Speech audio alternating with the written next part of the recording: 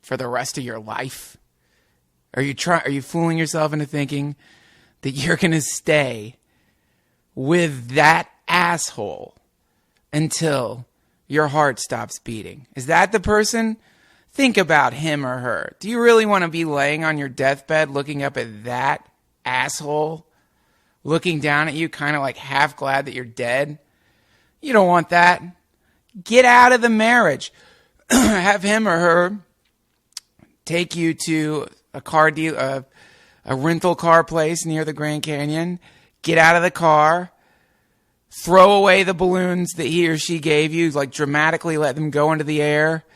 Let one tear roll down your cheek as you get into the Hyundai you rented.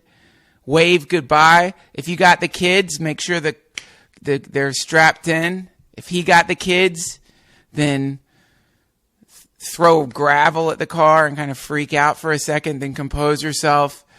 Get into your car and drive away and file for the divorce, because now you're free.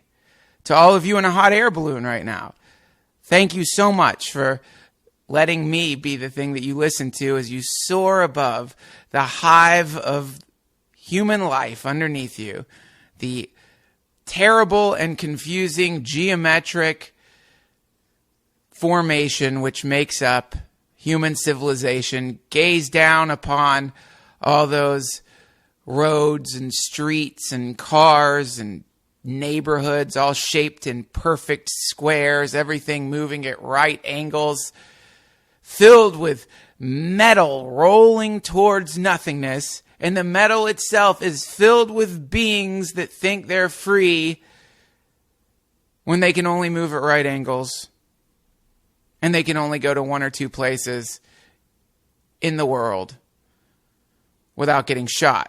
Their job and their house.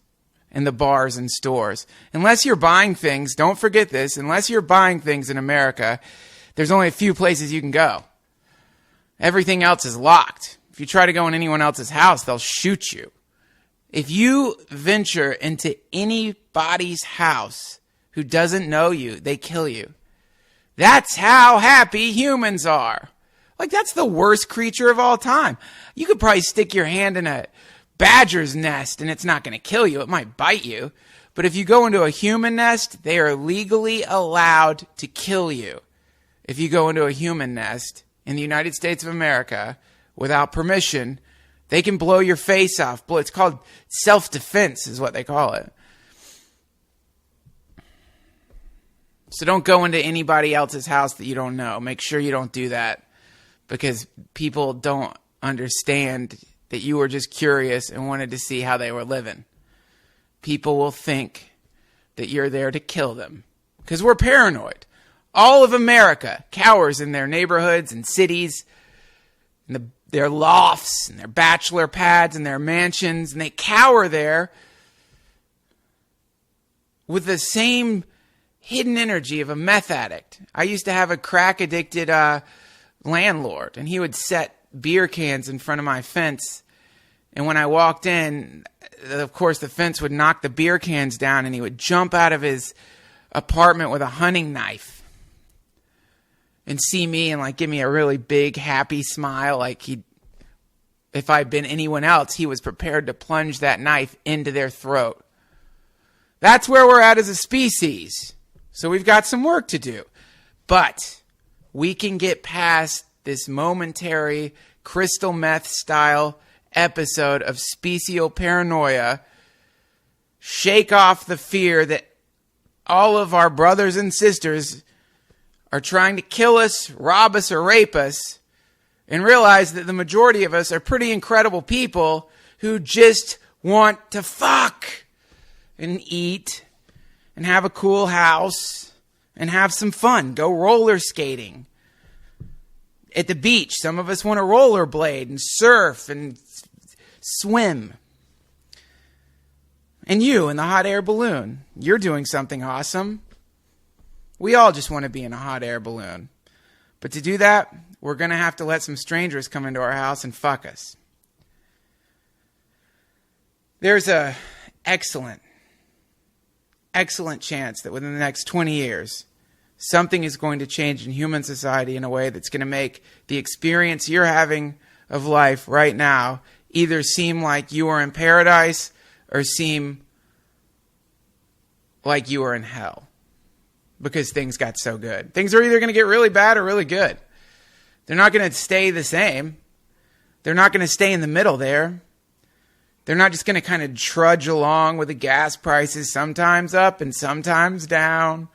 And the gold is up and sometimes down, and a war here or a war there. No, things are going to change. Dramatically, drastically. For better or for worse. Either one of you people out there, I'm sure that a large number of you listening to this right now are probably at a particle accelerator or at NASA or at some scientific institution. I imagine that most of the scientists of the world listen to my podcast as they work on discovering the Higgs boson God particle, or when they work on bringing computers to life.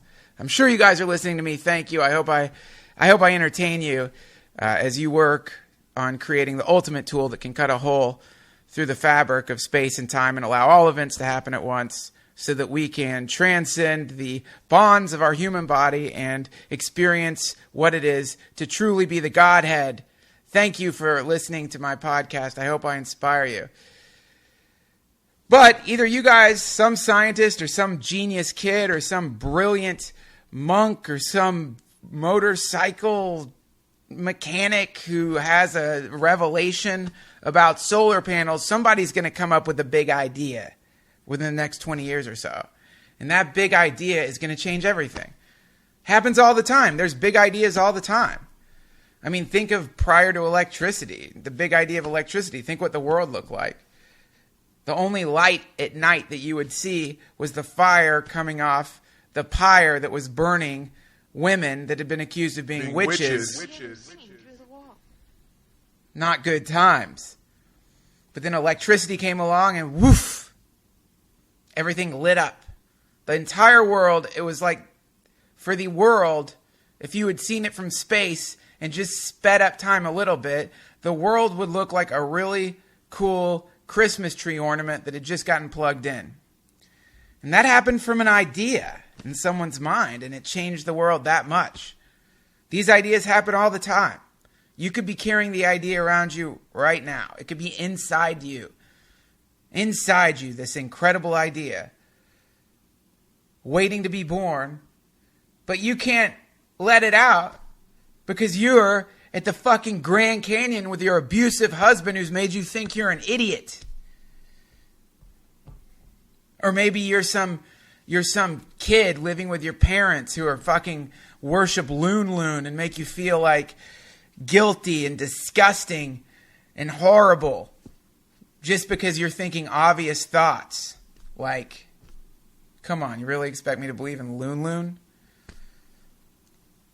Or maybe you're in some shit job because you've decided to pretend to be a weak person and play the game of not being really smart, and you're allowing yourself to be dominated by some vicious boss when you could just walk away and everything would be fine, even though you're terrified of that. Who knows? But one of you sons of bitches has within you the seed of an idea that could change everything. I mean, we already live in incredible times. Think about it. You can fuck robots, and there are pills to give you 6-hour erections. There are fuck robots and erection pills. This is a brand new thing. I don't mean to always make everything vulgar, but I guess that's where my mind just goes. Sex robots exist. And their cheaper versions of these sex robots also exist. And you know where they exist? They exist at adamandeve.com. adamandeve.com, my dear sponsors, Adam Stelalinsky and Eve Snortson. That's who runs the company. They're organic yeast farmers that live in Alaska, and as a hobby, they make butt plugs and many other wonderful devices that you can use to either make your body explode with the orgasms that Isaac Asimov predicted in all of his books, or make your lover explode with orgasms that cause every orifice in her body to secrete vaginal fluid that runs down her like beautiful waterfalls cascading into a lake of pussy juice that you can then jump in and swim around if only you will order one of these wonderful toys. Why do they call them toys? They're tools. How come everything to do with sex has to get turned creepy? Oh, that's a toy. It's a tool. It's an orgasm tool, God damn it. We got to start taking sex seriously. If I have a carpenter came over to my house to work on my house, and he said, "Let me get my toy hammer," I would want him out of there. Anyone who refers to their tools as toys seems like a fucking idiot. Oh yeah, this is my bag of toys.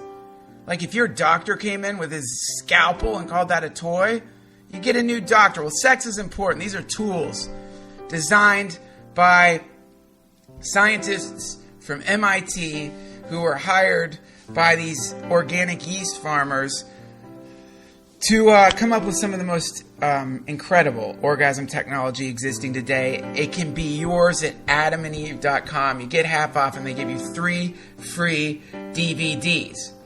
For the majority of you out there who don't have any idea what that is, because it's such an old technology, these were discs that, they're silvery discs that archaic people used to put videos on, and then you'd put them into something called a DVD player, and then you'd watch the DVD. And so they'll send you 3 of these things. You could probably have them put in a exhibit at your house with a little brass plate in front of it, explaining that these are porn DVDs of the sort that in the dark ages, when you were a teenager, if you found one of these in your parents' closet, it was equivalent to finding the fountain of youth, and it meant a summer of jerking off to your parents' weird porn. But you can have these retro DVDs. You can have as many butt plugs as you can fit, and you could buy enough butt plugs to fill the entire United States Navy with butt plugs. You could send a butt plug to every single serviceman, congressman, and even the president if you had the cash. You could be the first person in human history to mail a butt plug to everyone in politics and everyone in the military. And if you did that, you'd be more famous than Christopher Columbus, I guarantee it. You just have to document it. And what a great chance to run this experiment, because you get 50% off. So that's 2 for 1, basically.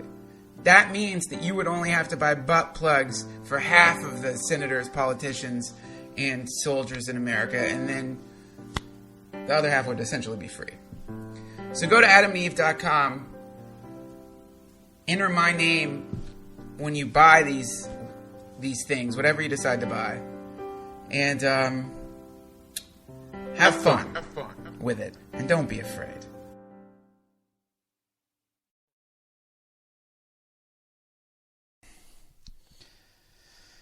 And to all of my sweet, darling friends and family who have donated to the Duncan Trussell Family Hour, God bless you and thank you for throwing your life energy in my direction.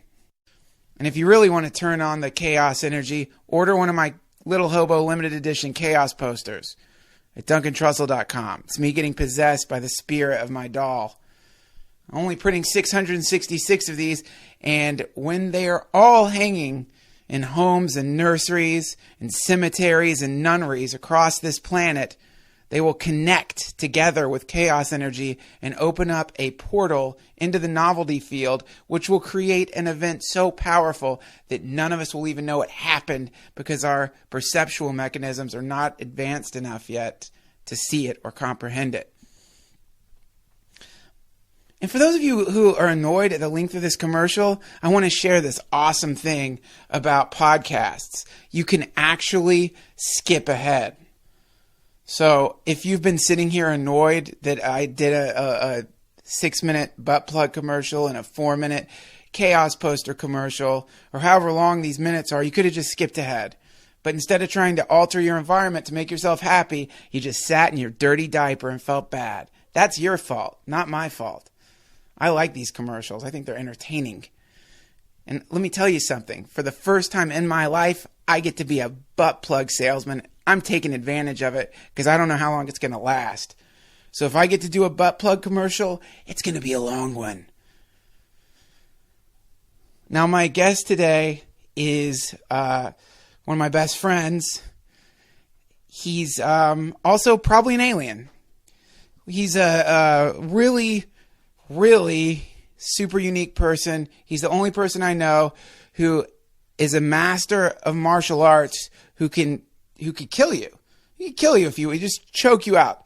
You'd be dead in 2 seconds if he got pissed. He'd never do that, though, because he spends inordinate amounts of time in a flotation tank. So who does that? He's also a brilliant comedian, and I'm really lucky to have him on that he came over to my house and did my podcast. I'm kind of pissed at him because he took a picture of my Crystal Gale album and tweeted it to 600,000 people.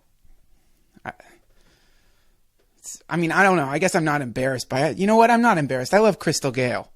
I'll say it to the world. I love Crystal Gale. I didn't know I liked her until I bought this album.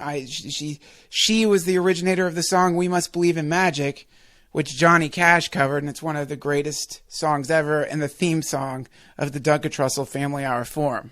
Anyway, he's the greatest, and I hope that you will enjoy and welcome my dear friend Joe Rogan to the Duncan Trussell Family Hour.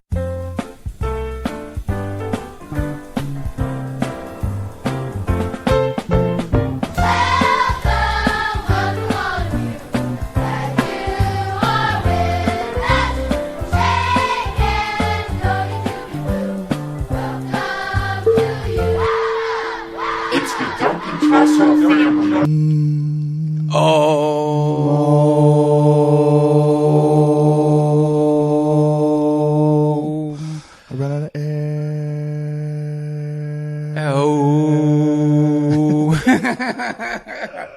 What a great sound that is, man. What an incredible sound. I'll never forget that one time that you chanted on my podcast, man. And you had that fucking long, crazy chant. Yeah. That was really. You're talking about which one are you? I have the chant that I almost have fully memorized is the first part of the Lotus Sutra, Daimoku. Which you want to hear it? Well, yeah. Is that the one where they say it wicked fast and it's really crazy? Yeah. You want to hear it? Yeah. He goes.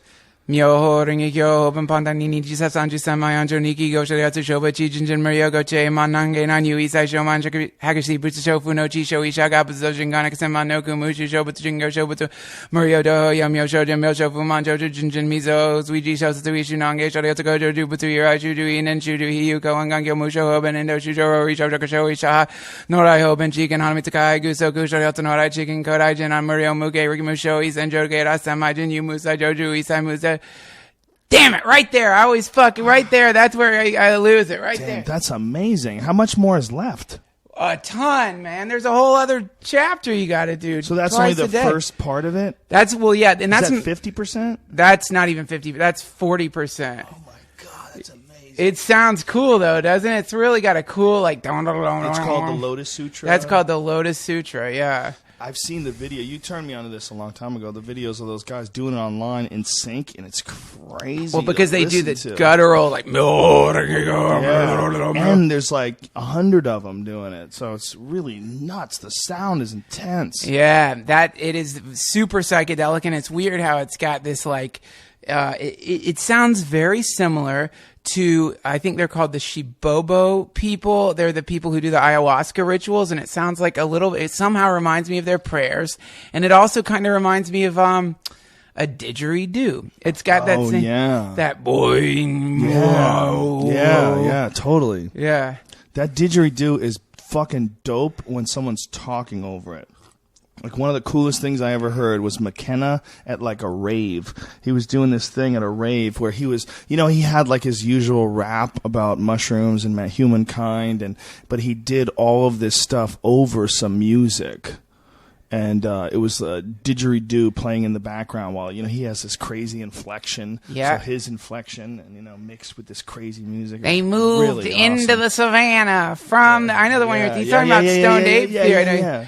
It's a beautiful. I'll see if I can find it and put it on here. What is it called again? Do you remember what it's called? That story, the Stoned Ape? That performance. No, I don't know. And it's something that I actually spent some time looking for because I wanted. It's something that stuck in my head too. Jan Irvin, he'll have it. He has everything. I was, within inches of going down to this ayahuasca conference that's happening in South America, and he's going down there. I saw him on the flyer. Yeah, I saw him on the flyer. Jan's a great guy, but he's crazy. Is he crazy? It's really weird to communicate with him. He will regurgitate facts at you without like connecting with you. You're not really communicating. Yeah. He's just regurgitating facts sometimes. Like, we had him on the podcast, and I couldn't get him to just have a conversation. It had to be like a lecture. It was like the way he, goes into each individual subject it's like disseminating information like a robot. But he's a really smart guy. Yeah. It's just, I don't want it to be. I try to tell people, like, when you come on the podcast, just talk to me, man. Talk to me like a real human being about like you do when I hang out with you. Yeah. When I hang out with you, you talk to me different than this.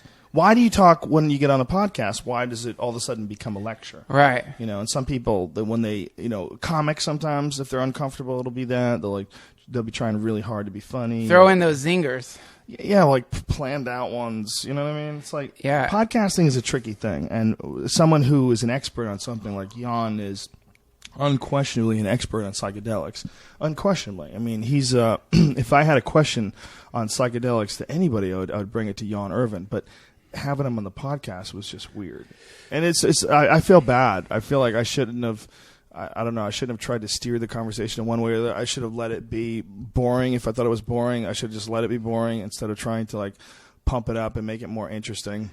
Well, that's kind of the same thing. It's the tendency humans have to try to take control of the present moment, and podcasts are best when you're just in the moment and the thing starts turning into whatever. Unfortunately, he thought I was trying to censor him, and I'm like, that I wasn't giving the people enough credit, and that's not what it was. It's like, he's to be someone who's like that sort of a researcher. Sometimes you have to have this almost incredibly droning desire to go over details in a way that a normal person would black out and go, stop, just stop. Do you not understand there's no entertainment value in this conversation? Right. You're breaking it down and making it like less. The subject on its own is like really interesting and fascinating, but you're somehow or another managing to pound it down into something lifeless and boring. Yeah. And it's not that I don't want to hear the information. It's just like the way we're going about it here is so hard to listen to. No, that's a very funny thing, what you just said, is the way that certain people will become experts at a thing, and the thing itself is beautiful, but somehow their portrayal of the thing takes all the life out of it, and it reminds me of what priests do. Well, there's people that want to develop a staid, sort of an academic approach to things, and they want to be regarded in a very certain and particular way. So they're trying to do things in a way that they would consider to be very professional. And by professional. Yeah. I mean, I think their world is very different than our world. The world of the stand-up comedian is very different than the author world, the world of the serious, psychedelic researcher. I mean, that's what Jan is. I mean, Jan's brilliant. I mean, don't get me wrong. What he does, he's fucking brilliant. And I like the guy. I just, on the podcast, it just didn't work. And I blame myself for a lot of it. Don't blame yourself. I really do. I should have saw it coming. And it sort of damaged how I interact with him. Oh, that sucks.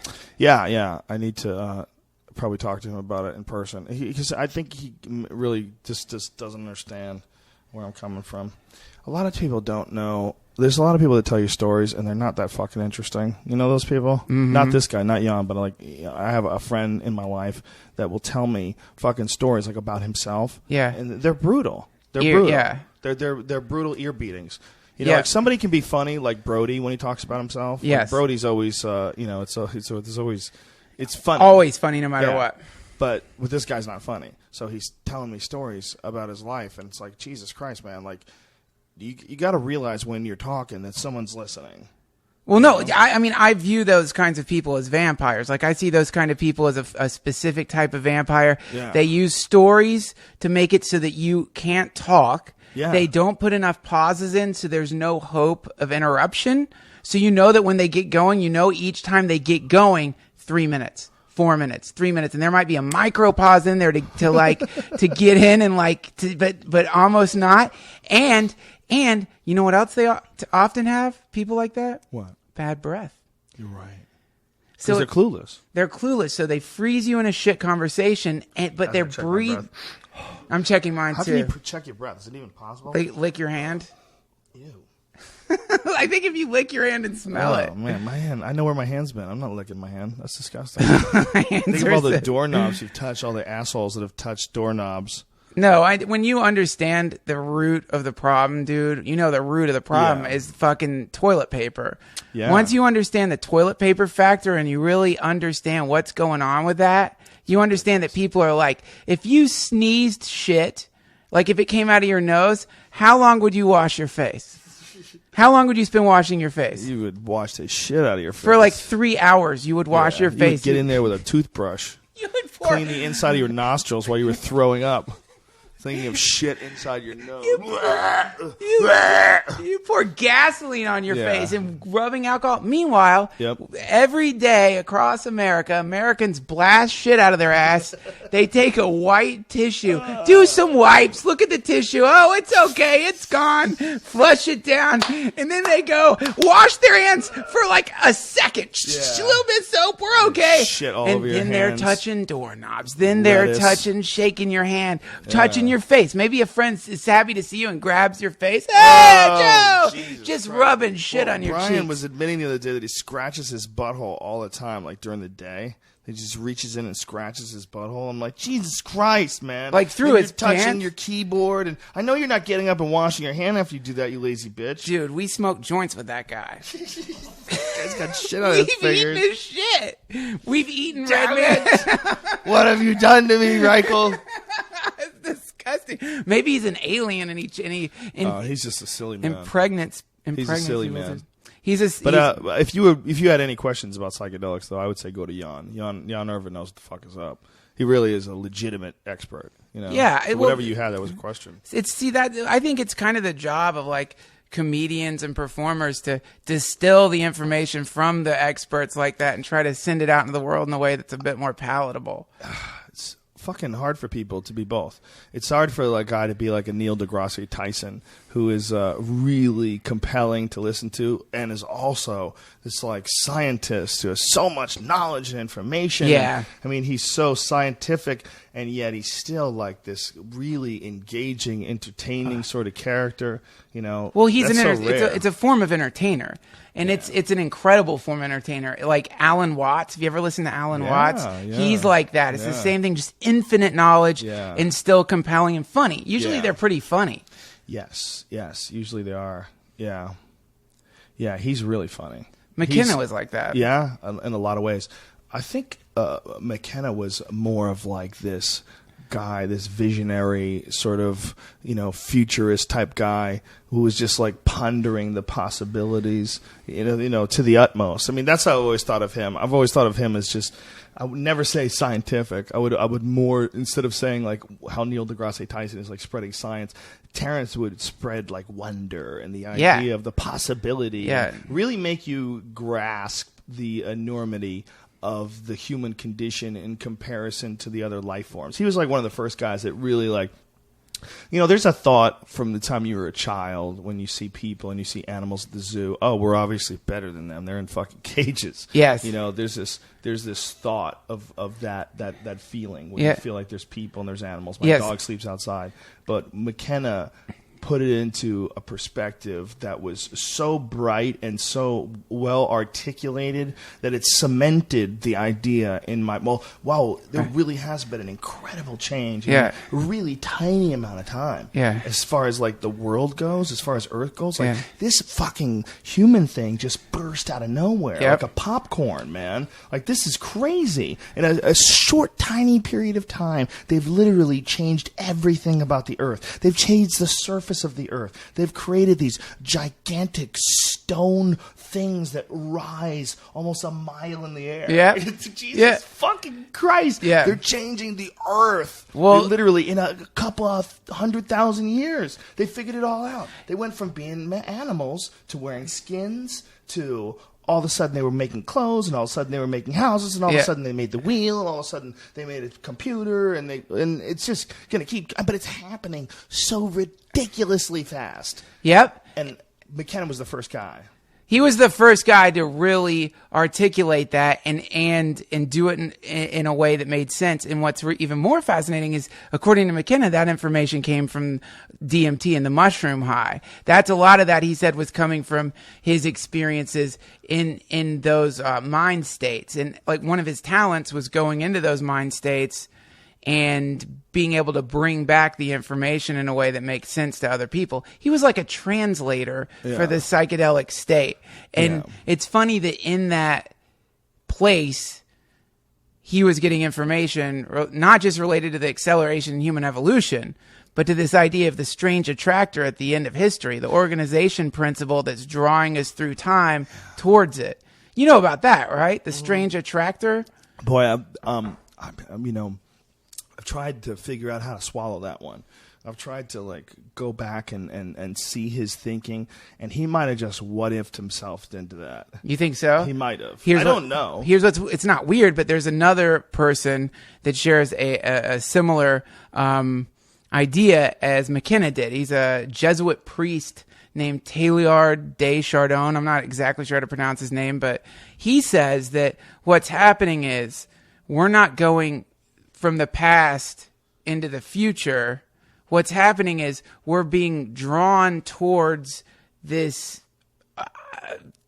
principle that is simultaneously complexifying things and perfectly organizing and harmonizing them. And the closer we get to it, the more complex and harmonious things tend to get. And so he talked about that, calling that the omega point, which is the point where things reach ultimate complexity with simultaneous harmony at the same time. Wow. And that results in the next phase of human evolution, which to us, it seems like a wow, and it is a wow. But when you look at what's been happening, you have the exact same thing keeps happening. You have the single-celled organism develops a relationship with another single-celled organism. They become multicellular organisms over the course of millions of years. And just that in its own right, if you were a single-celled organism, and somehow you had the capacity to understand anything, but you're probably an idiot because you were just a cell, and someone came to you and said, listen, guess what? You're going to turn into a being made up of millions of you, all perfectly operating in a harmonious way and being self-determined and able to actually bring thoughts into the universe through creation. That single-celled, that fucking thing would think, what the fuck? That's the opposite of what I am right now. That's in the same way, these people are just saying, that hasn't stopped. Right. We're heading towards another level of that organization, and that's the singularity that I think McKenna was yapping about. I think there's a lot of people that aren't even aware of how much biological diversity we have in our own life, in our own bodies. I mean, we're not really just all people. And I don't think people really have wrapped their head around that. There's a certain amount of other material that's functioning inside your body. You know, there's a lot of E. coli, there's a lot of healthy bacteria that you take in, a lot of cultures that you take in, like acidophilus and yogurt and stuff. And these are organisms, man. Yeah. I mean, these are organisms that are aiding you all together in this one big unit. It's a coral reef in there. Yeah, it's not just a person. That idea is silly. Like there's a lot of other shit going on, and a lot of that other shit protects you from stuff. Like acidophilus one of the reasons why people like it for your immune system is because the acidophilus culture it's a very strong culture. So when it gets to your skin, like if you come in contact with other things, like other rashes or Reichel's finger, anything gross like that it can be effective in fighting it off. I don't know about E. coli booty bacteria. Brian Reichel's chubby fingers. It's so gross. It's so bad. Gross. That's when he was bad. telling me that, I was like, really, man? That's Come bad. on, I wash my hands. Meanwhile, he doesn't wash. I'll tell you what, man. I'll tell you what. If he was my employee and he told me that, I'd make him wear gloves. I'd say there's a dress code. You got to wear gloves from now on. That's how you have employees that hate you. I'm just kidding. I'd really do that. It's hard as fuck having an employee. I bet. It's weird. That's weird, huh? It's totally weird. That's a strange situation to be a boss. Yeah, I don't like being a boss. I don't want to tell anybody what to do ever.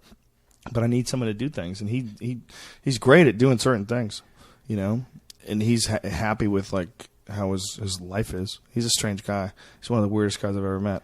But he's super talented, man. Yeah. Unfortunately, the thing that bums me out the most about Brian is that his real talent is video editing, and he doesn't really do that anymore. His fucking video editing skills were off the charts, man. He would make some brilliant little videos. Yeah. And now, to spend time doing like some of these podcasts, like, man, if you were just doing more videos, I think if he could, especially now, being as we're the podcast like really popular right now, I think a lot of people would watch his videos. If he started making really funny videos now, sure, he could make like a serious impact with his videos. But he's like so wrapped up in this podcast empire thing. It's an empire. Yeah. And a lot of them are springing up all over the place, these little networks of podcasts. Yeah. Yeah, it's interesting, isn't it? It's fascinating. Adam Carolla's got his own thing going on. Yeah, and it's interesting to me, but because I'm fucking obsessed with it, but because it's like this to me is, McKenna talked about the tachyon particles being blasted backwards from the end of time. Right. And how those are like, as they travel backwards through time from the intense thing that happens at the singularity, wherever they go, it creates novelty. So the big novelty events are a result of these particles being blasted through time, and the way that they affect reality is not by destroying it like bombs do or meteors do, but by causing novelty to happen. And I think that podcasts are fucking a tiny little spark of that tachyon particle that McKenna was. Well, you don't want to say it's any bigger a spark than that because it feels pretentious. That's why you backed off, because it's not a tiny spark at all. I think it's a huge spark. I think if I was a young kid and I got a chance to listen to Graham Hancock talk for fucking 3 hours when you and I talked to him, I mean, dude, that was a life-changing fucking conversation. That was a conversation that made me, I had read his stuff already, so I already knew, a lot of what he was saying, and it had already affected me in that way where I wanted to like reevaluate the whole history of the human race. Like, this guy was showing us some really fucking clear evidence of some shit that was really, really old. 14,000 years ago off the coast of Japan, all that shit. Yeah. We showed those giant monoliths that were so obviously cut and carved. These were not natural formations by any stretch of the imagination. There's no fucking way. And that guy was... I guarantee you, when he was on the podcast and you and I were talking to him, that changed the way a lot of people who were listening to thought about history. It made a lot of people go, maybe there's some shit they don't know. Maybe there's some shit that happened so long ago. Maybe there has been some wipeouts, and then maybe some rebuilds. Maybe that's what Noah's Ark is all about. Yeah. Maybe that's what the Epic of Gilgamesh is all about. And for whatever fucking weird reason, mainstream science, and that's a terrible expression, because as soon as you use mainstream science, you're a fucking quack. Like mainstream, mainstream science will say. But but it really is true that they don't want to spend too much time investigating the possibility that there were really ancient civilizations that were very advanced and were blasted off the face of the earth by whatever natural cataclysmic disasters, whatever happened that caused. Well, first of all, how about they know where Atlantis is now? They know where it is off Spain. They found the concentric rings. They're like really positive. Yes, yeah, off the coast of Spain. Yeah, and they're tying all of this activity to either a tsunami or some sort of a shifting of the ice caps or something that changed the water level. That's what Hancock said. Hancock said it's a result of the ice caps hitting some kind of it's the cooler effect or something. Like the more water melts, the more it generates heat because it acts as a magnifying glass. And so it would hit this crescendo at some point and just start melting instantly, and the sea levels would rise. And Hancock said that the more advanced civilizations tend to live next to the sea because so they would be the ones that got wiped out first. Yeah, that's right. He did say that. Yeah, that was a fascinating conversation, man. If I was a kid listening to that, it would really make me look out the window and go, what is to stop all this from getting wiped out? Yeah. Nothing. And so if there's nothing to stop that from happening again, if some huge cataclysmic natural disaster happens, meteor, super volcano, tsunami that literally goes over the entire LA and the valley. Yeah. That's possible. Like, people don't understand. That's absolutely easy for the ocean to do. The ocean could do that in a heartbeat. Sure. Just flood the entire city of Los Angeles 13 feet underwater. Gone. That's easy. Yeah. That would be a no-brainer for the ocean. Nope. That's not even hard. That's before it had its coffee for the ocean. That's nothing. So then we look at this incredibly complex civilization that we've created, and we go, well, clearly this is like under someone's control and design, right? Yeah. No, it's not. It's individual entities acting as groups, creating cities, creating businesses in the cities, accelerating things, changing the look of the surface of the earth. Yeah. And it's all of them acting without any organization. There's not like one directive that's moving everybody in a certain direction. This is the reason why we're building so many buildings in this spot. Yeah. No, there's no one guy. Right. Everyone's just kind of doing it like crazy fucking bees. Yeah. Just building and constructing. Yeah. And we don't really generally know why. I don't know if it's Terrence's idea that it was, we were being pulled towards some attractor. That seems to me to overcomplicate what it might just be a natural cycle. It might be a natural cycle of just complexity over and over again, just getting more complex and exponentially changing. All the different inventions and all the different things that people become aware of just exponentially increase the intensity of all the information of everything around them to the point where they're just immersed in knowledge and ability to control matter to the point where it gets completely crazy and completely out of hand. And it's almost like that's what human innovation and curiosity is for in the first place. Yeah. That's why we were invented on the universe, and all this other stuff like creating like fucking anime and using it to make hot rods. All that is just a distraction of the main goal of the human, which is to conquer matter, to completely conquer matter, to completely conquer matter in an elemental stage, in an elemental sense, to the point where we literally can reconstruct reality. Kurzweil, what you're talking about, he says that at one point, matter itself will be like computer code, and swarms of nanobots will be able to reassemble that matter into anything that you want it to be or that they want it to be, in the same way you'd rewrite code in a computer. And this is an argument, when I was doing that show for Comedy Central, we got to talk to someone who he's at Stanford, and he's a scientist, and he works with nanotechnology. Specifically, they're like trying to figure out one of the things they're trying to figure out how to do is an interface that can, like, I don't know, capture images going into the optic nerve or something. So they want to understand how the input output of the human brain. So if I can record, they want to be able to break down the human brain so that they can they want to be able to code someone's brain. In other words, it's telepathy, essentially. They want to be able to they want to get to the point where you can transmit your thoughts onto your iPad. In other words, you could sit there with your friends and be like, dude, look at this thing I just thought, and it goes into your iPad and people can see it. That'd be fucking incredible, right? What a great app. That would be the best app ever, man. But I mentioned this idea of nanobots deconstructing reality, and he's like, that's a long fucking way away, man, because when you get down to that small level, there's like static is just deadly to static would destroy an nanobot. It's like a lightning storm down there all the time. You know, it's not an easy place to be. So the idea of that really happening. So you could fuck up a whole army of them with a balloon. Yeah. Just rub a balloon on your hair. They'd all die. They couldn't come near you because of the static. Boom, yeah, boom. They couldn't come near. But here's what you just said. Here's the thing.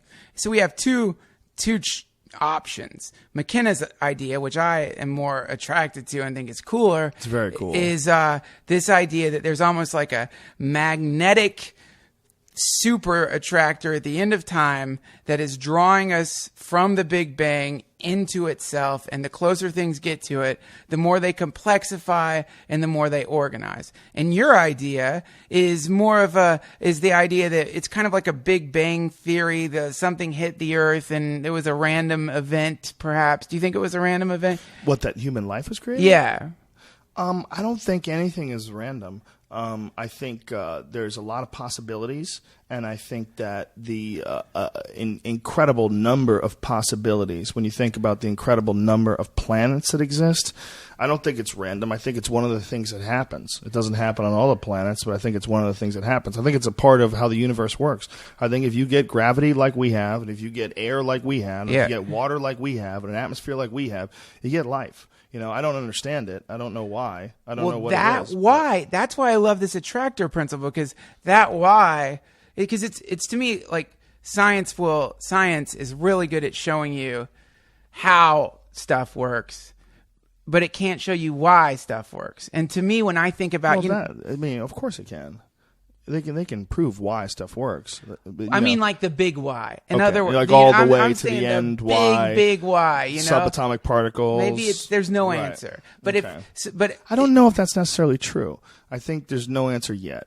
I think what science does do is they're already at the impossible. They've already stepped back and said, like, this is mainstream hardcore science. They've said, oh, well, when you get down to it, what's really going on is the universe is mostly made out of nothing, and it all came from a tiny little spot, and we have no idea why. Yeah. So, just what they're throwing at you is crazier than any fucking magic trick anyone has ever even thought of doing. Sure. What they're saying is that science is saying that the universe was a tiny dot, smaller than the head of a pin, and it expanded in one gigantic event to create hundreds of billions of galaxies. Yeah. They're just asking you to believe that. Yeah. I mean, it's fucking unbelievable. So at the end of science, the last question, how did it all begin? It's magic. Yeah. At the end of science is magic. Yeah. What they're saying is, look, we don't know why. We don't know how this could even be true. We've done a bunch of math, and what we think is that at one point in time, the whole thing was smaller than the head of a pin.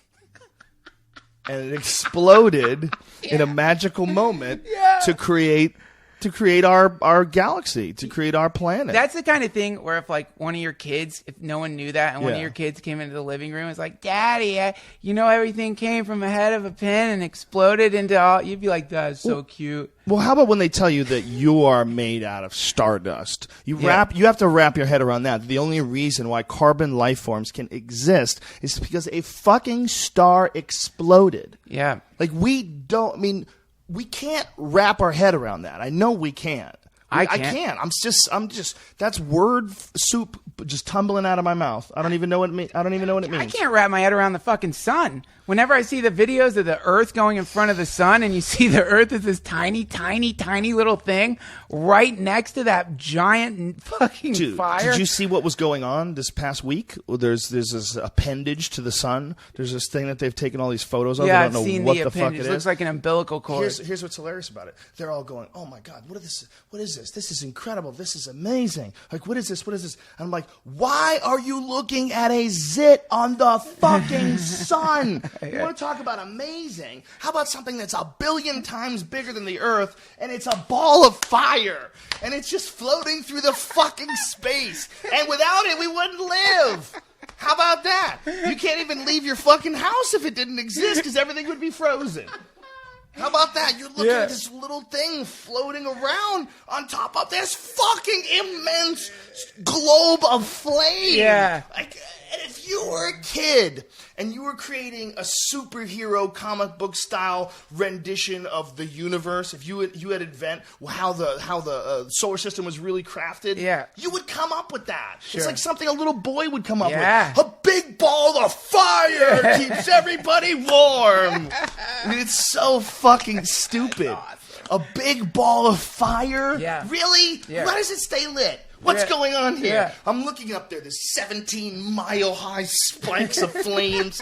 It's spinning around. It's fucking enormous. If you look at the size of the sun compared to the Earth, I don't know what the exact dimensions are, but we are fucking incredibly tiny. Yeah, it's something when I get particularly high on a hot summer day, when I start thinking, this heat is coming from a fucking star. This heat is hitting me from a star. And how scary is it when you live in a place like, you live on the East Coast where there's a drastic difference? Like right now, we're so lucky in California that we have this crazy temperate weather. It's pretty much the same year round. But when you live in a place like Boston or something like that, you become keenly aware that subtle movements in where the Earth is in relationship to the sun make a big fucking difference in whether or not you can even live there. Yeah. You can. The only reason why people live in Boston is because winter only lasts for 4 or 5 months. Right. Because if winter was all year, there'd be no one living in Boston. So they concede the shit months. Yeah. They concede. They'll give you most of November, December, January. No, of course it's winter. February, it's winter. March, all right, it's getting better. So they're going to concede at least 4 months. 4 months to suck. Sure. And that's some other places is a lot longer. That's permanent, man. Yeah. But I want to get back to something you said right before that, which is that how tiny little shifts change everything. Yeah. Tiny little shifts.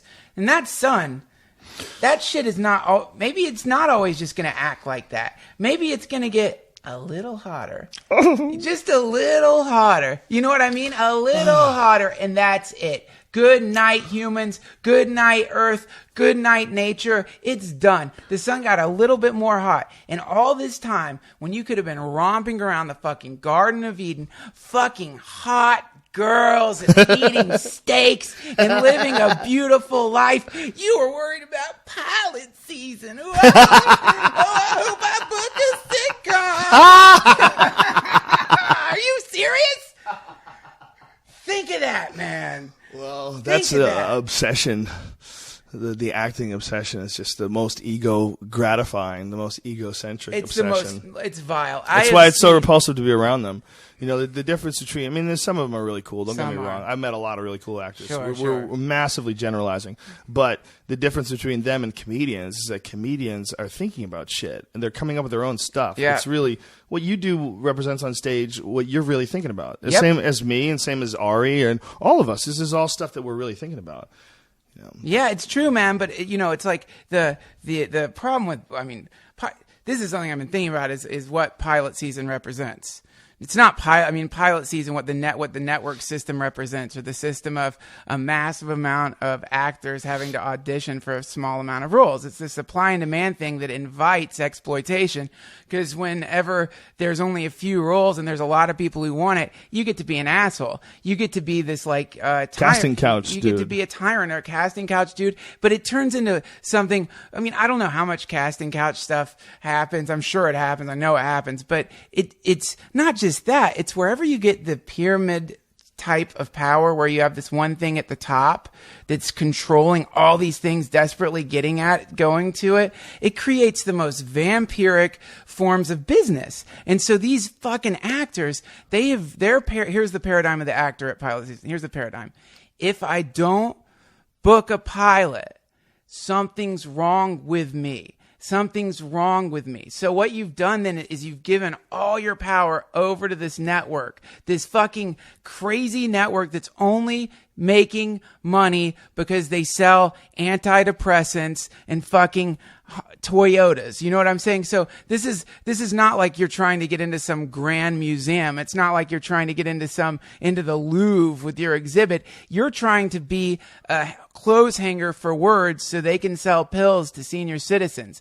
That's it. And that's who the actor has hung all the fucking power on. That's who they're afraid of. That's the people they're going to be nice to if they see them at a party. They're going to treat them really good and treat them different because they want to network their way into a sitcom or a drama. It's a disgusting situation, man. It really is. I knew a lady who was a casting lady. Yeah. And she would like get guys on sitcoms, but then she would like fool around with these guys. And she was a very manly woman. Is she still working? I have no idea, so I won't say her name. I'll go visit her. I won't say her name. I want to get on a sitcom. I'd fuck a manly woman to get on a sitcom. She had a friend of mine in her car, and she was like, let's just take a quick trip and go home to my place real quick. Just fool around a little. Oh, I'm just kidding. That's what we could. We could just take a quick trip. I mean, I'm just kidding. No, I'm just kidding. Don't get crazy. And he's like, ha, ha, ha, ha. He's like, she reminded me of, did you remember the Yellow Submarine, the Nowhere Man? He's a real nowhere man. If that was a female, it would look like this lady. Oh, Jesus Christ. Yeah, but dude. She was in a position of power, and she'd like to get fucked up and show up at all these events and bring these little actor boys with her. That is so fucked up, man. Dude, she was pimping it. I'm much respect, but it was a problem. Yeah, so I can't really talk about it in detail, but I want to hear more. I've seen issues. Well, that's inevitably the result when people decide to worship idols. Is you're gonna end up getting some idol dick in your asshole. I think she actually wound up getting caught hiring the wrong person for something. Because the producers had wanted one person, and she decided to sneak this guy in because she was banging him. I didn't even know. She sent him to the set. I didn't even know they could do. That's... Oh yeah. She got caught. Because one of the stars was actually. It turns out that the guy that they were supposed to hire was actually a friend of one of the actors, and she didn't know that, so she tried to just fuck him over. It's the worst, man. This is why I love podcasts so much, and this is why I love what podcasts represent, and this is why I fucking love what Aziz Ansari and Gaffigan and fucking Louis C.K. are doing, because every time somebody does something like that and removes the programming or brings the programming completely in the control of the artist, then you have done something novel and new that people aren't used to that. I think that's why people like podcasts so much. Oh, for sure. Yeah, podcasts. It's beautiful that there's. I was thinking about this today. I was like, if we had, and we even have talked about it on our podcast jokingly the other day. I was saying, could you imagine if all of a sudden we got bought by somebody and then we got a producer? Just like, we're gonna just make it easier for you. You don't have to worry about anything. We're just gonna handle everything. We'll handle all the sound and just show up and everything's perfect and professional. Okay. But if you get a little too loud, I'll just be in your ear. I'll just tell you about, maybe we take it down a notch, or maybe that's not a subject we want to go down. Can you imagine if all of a sudden that is like the epitome of hell? Like, what if all of a sudden my podcast is doing really well, and some media conglomerate wants to come along and buy it and put it on television, and then all of a sudden there's a producer in the room. Yeah. And then there's, listen, man, I came here to work with you, okay? But there's going to have to be some compromise, okay? Okay? I mean, I have my own vision of how this thing should be to make a really great television show, and that's what I do best. Yeah. And I know how to do it. And that's why they picked me. And rape jokes are not the way to do that. It's not funny. It's not. This guy talking about digging into his asshole, really? We can't have that. You can't do that. Yeah, they would immediately... That would be the hell. He'd be like, I'm sorry, we can't use the term red band. Actually, that we're not allowed to use that term. That's a copyrighted term used by red band. Would have to change his name. Oh my God, we call him the Gimp. Yeah. That's what he is. That's what Tate used to call him. Tate started off calling him, "Where's the Gimp?" The Gimp.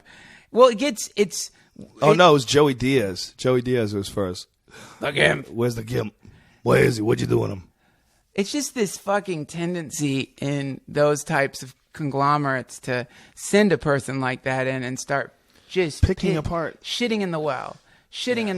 And so when people, whatever you're watching on TV, whatever the thing is, even the best thing that you're watching, whatever the show is that you like a lot, whatever that show is, I promise you that somewhere along the line of that show being made, there was about 7 assholes who tried to ruin it. Guaranteed, who gave bad notes or wanted to transform it into something else. And if it's a good show, then the creator, if you're watching a good show, that the creator went into a bloody, awful war with probably 7 people to get that made. Yeah. A lot of arguments, a lot of slamming down the phones, a lot of being like, fuck it, I just won't do the show then. A lot of that if the show's good. If the show's bad, guaranteed this is what there was a lot of. Oh yeah, absolutely, those are great notes, Jim.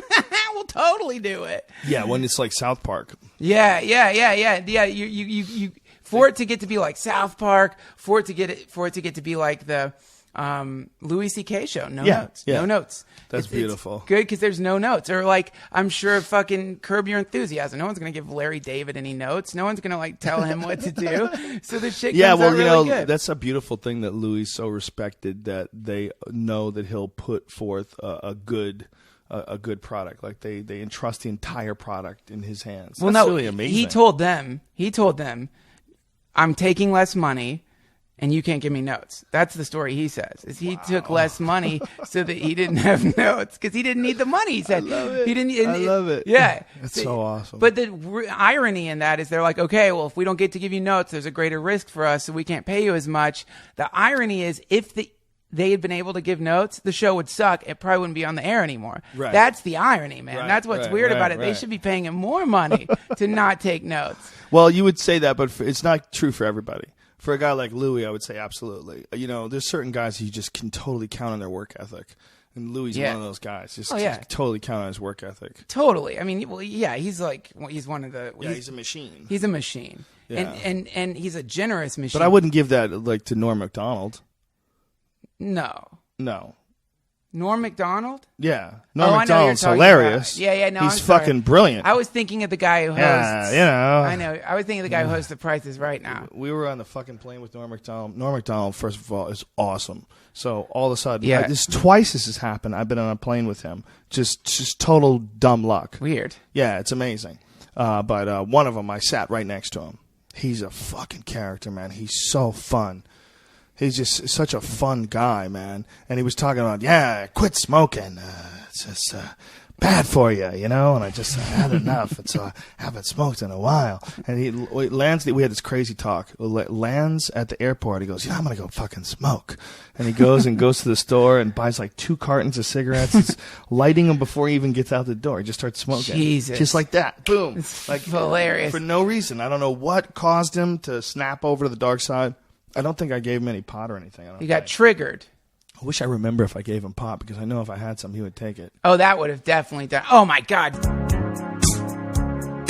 Dude, I think we just got abducted by UFOs. Yeah. I think we just got brought back to this moment. It's just a weird thing was happening, man. It's like we were talking, and all of a sudden I felt like the world hiccup, and then we're back, and my clock says that 10 minutes have gone by, bro. That's nuts. It's fucking weird, man. I have no idea what happened. Ari told me he did salvia once, and he said he had months of life.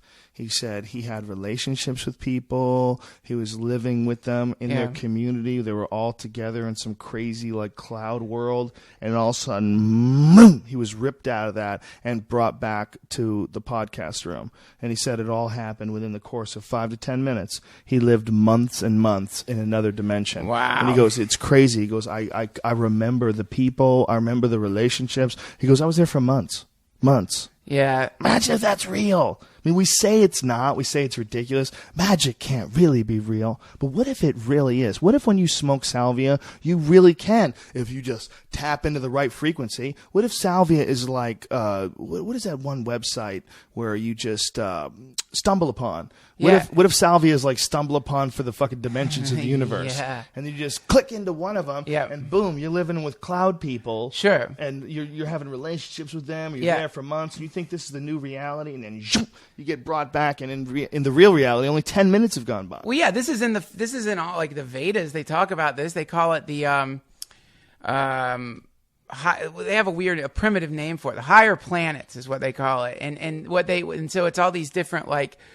So the idea is they have this. It's what's really cool in India is that they break everything. They try to break everything down as much as they can. They try to like put it into put a fucking map on top of it. So they have this for types of breathing and your very thought patterns and the makeup of what you are, and it's really detailed. And the amount of detail that is applied to it helps you begin to differentiate from your personality and kind of merge back into the universal whole, which is like the whole goal of this stuff. But they talk about how there are the pleasure on earth, the most pleasure that you can have on earth is like 1/6,000,000th of the type of pleasure that you would experience in each of these like higher dimensions that you can go to.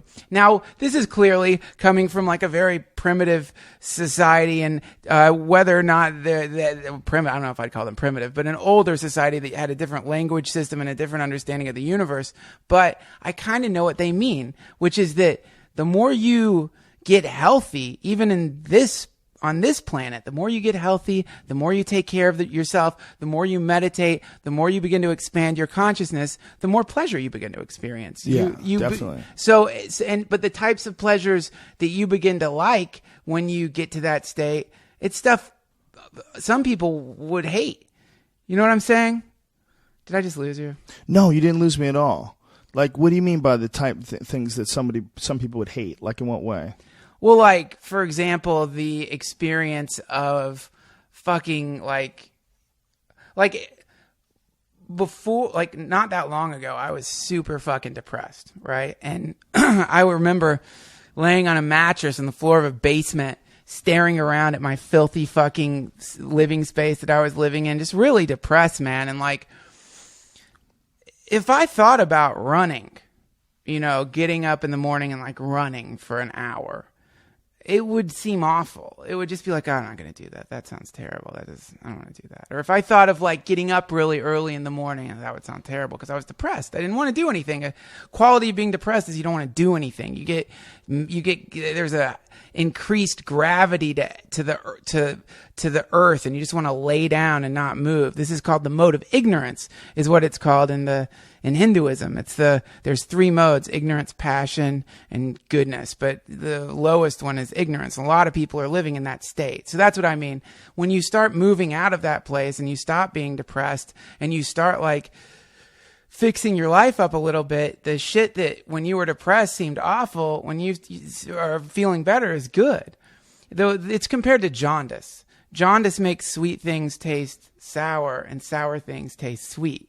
So the mode of ignorance, things that are really bad for you become attractive, and things that are really good for you become repellent. And so It pushes you deeper and deeper into that space, which is why you got to fucking fight for your life. You got to fight for your life if you're stuck in that place. Isn't it funny how many creative people are also self-destructive?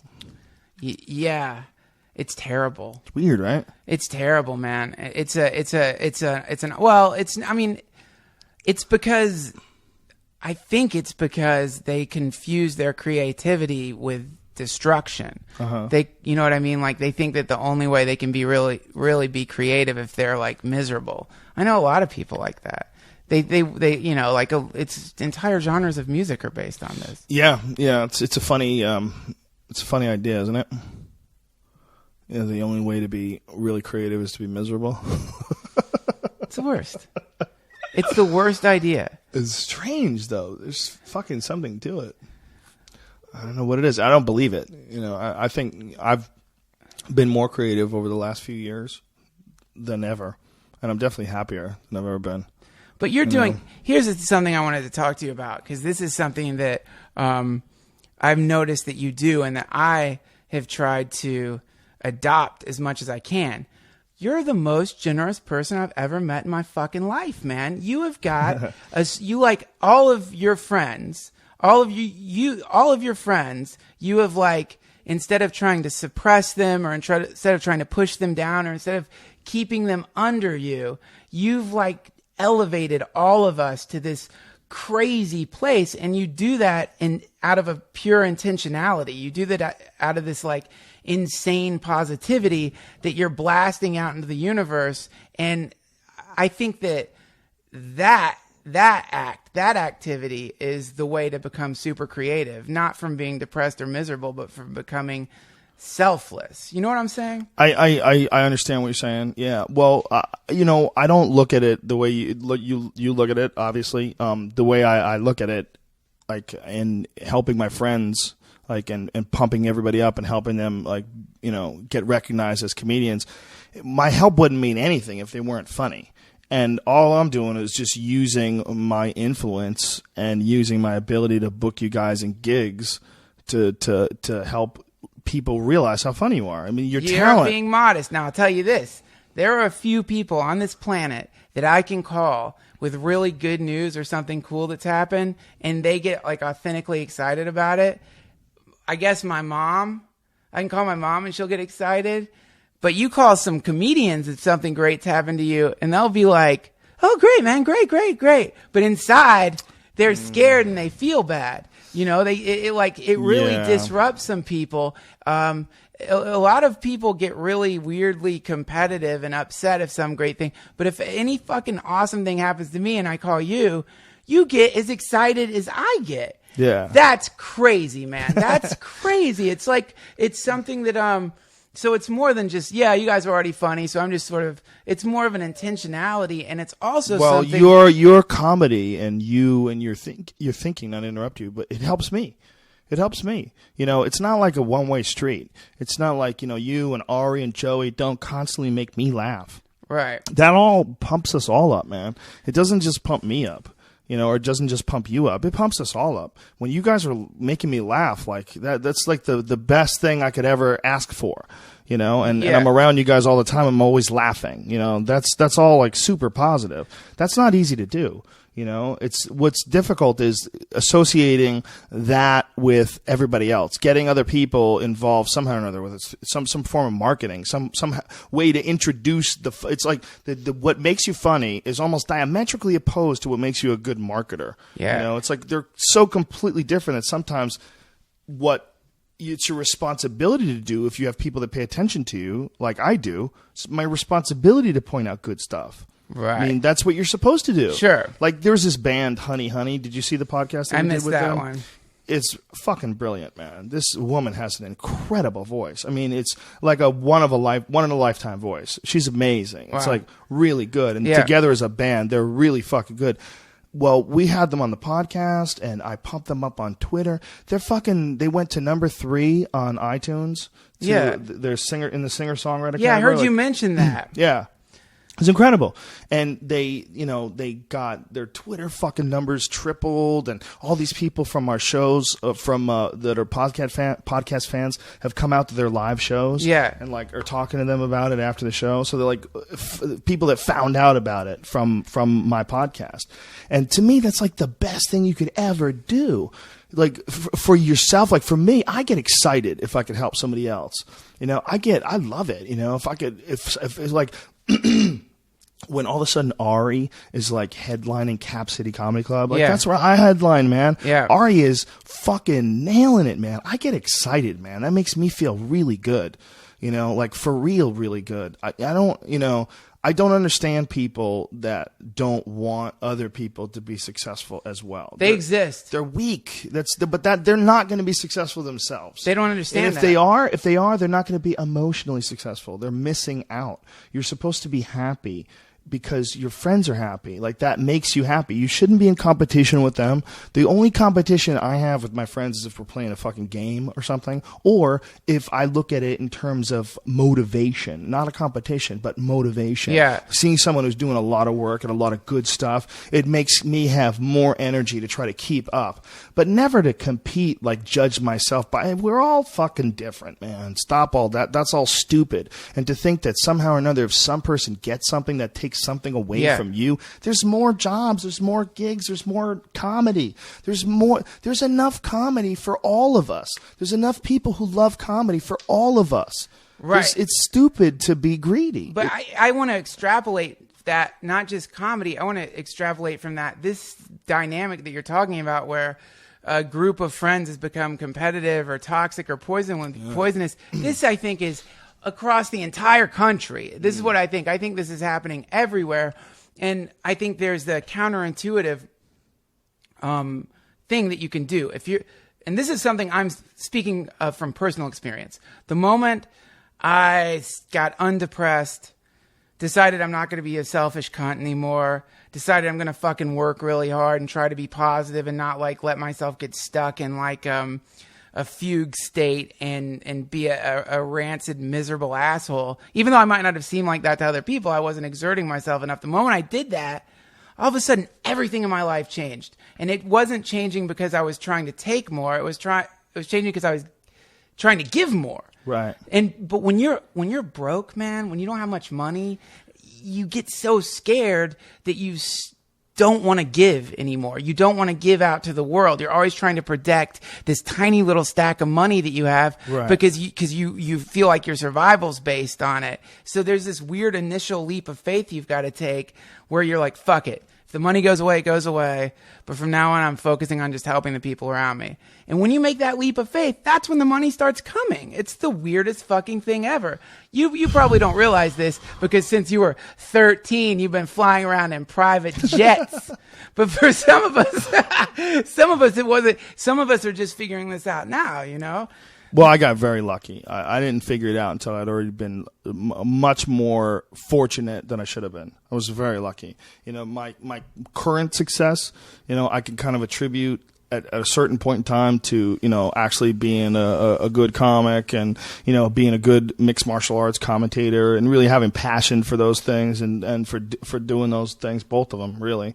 But in the beginning, it was just stumbling on lucky thing after lucky thing. It's all just luck, you know. So much of it has been luck. So that luck made me like super appreciative because my inability to just accept things for how they seem and the constant sort of deconstruction of the world around me, which is what I've always done. I've never been able to just listen to someone's opinion on something without going over it with a fine-tooth comb on any aspect of life. And that makes me do the same thing for myself. You know, it makes me do it with everything. It makes me do it as a person. It makes me do it as a comic, you know, and I think the weakest thing that you could ever be is to be stingy. The weakest thing you could ever be is to be selfish. You know, when you hear about people that don't want their friends to be successful, or they, you know, I've heard of people that, you know, there was this one guy who was a bad guy who we know who his friend was headlining for the first time, so he goes on right in front of him and does an hour unannounced, crushes, sets, and it's one the guy was his friend, by the way, was a huge star on television and everything. Yeah, you know, there's things that people do where they want everyone around them to stay down. Yes. They don't want them to rise up. That's it. These are the vampires. I call them, they're the vampires. These are the vampires. Yeah. They've infected society, and they and I don't think anyone's really even fully aware of like the impact that they're having on the world, because it seems like in a way, yeah, it's just my shitty friend, whatever, you know, sometimes he's a jerk to me, but it's really bad. It's like a form of cancer. It's not necessary. That you should never allow someone in your life that's going to shit on you. Don't allow someone in your life that doesn't really appreciate you. I had some real problems when I first became successful. When I first got on television, I had to cut a few friends loose. A few friends that I had made in the old days who all of a sudden got this crazy, almost aggressive attitude towards me. They were mad. Like one of them was, he was used to be in a band and he was sort of did stand up here and there. But always really, really wanted to be famous. And all of a sudden, you know, I'm on television in Los Angeles, and he just became really super cunty to me, man. Like it was really weird, like aggressively trying to let me know that he wasn't impressed. And I was like, man, I don't know what happened, but I thought we were friends. Like, what the fuck are you doing, stupid? Yeah. And I wound up kicking him out of my life. I go, dude, you're acting like an asshole. I go, I've done nothing but do good in my life. I go, I didn't do anything bad to you. And all of a sudden, you're acting like I'm some fucking prima donna. Am I supposed to not enjoy this? Like, what is going on? I'm not bragging about anything. Yeah. I'm not sticking it in anybody's face. Am I supposed to be sad that I'm on television because it makes you feel weird? That's it. You know? I had to cut him loose, and it was a good friend up until that point. That's a gauge. That's a way that you can mark your fucking the people you're with. Is if you're talking to them and you get afraid to talk about good news with them because you know it upsets them. Yeah. There are people like that where you're like start talking about some great thing and then you have to moderate it because they're like, oh no, this hurts them. Yeah. To hear this. Oh God, it's the worst. It's the worst, and it's not a real friendship. It's a plague. Yeah. It's a terrible. fucking plague. Yeah. It's terrible.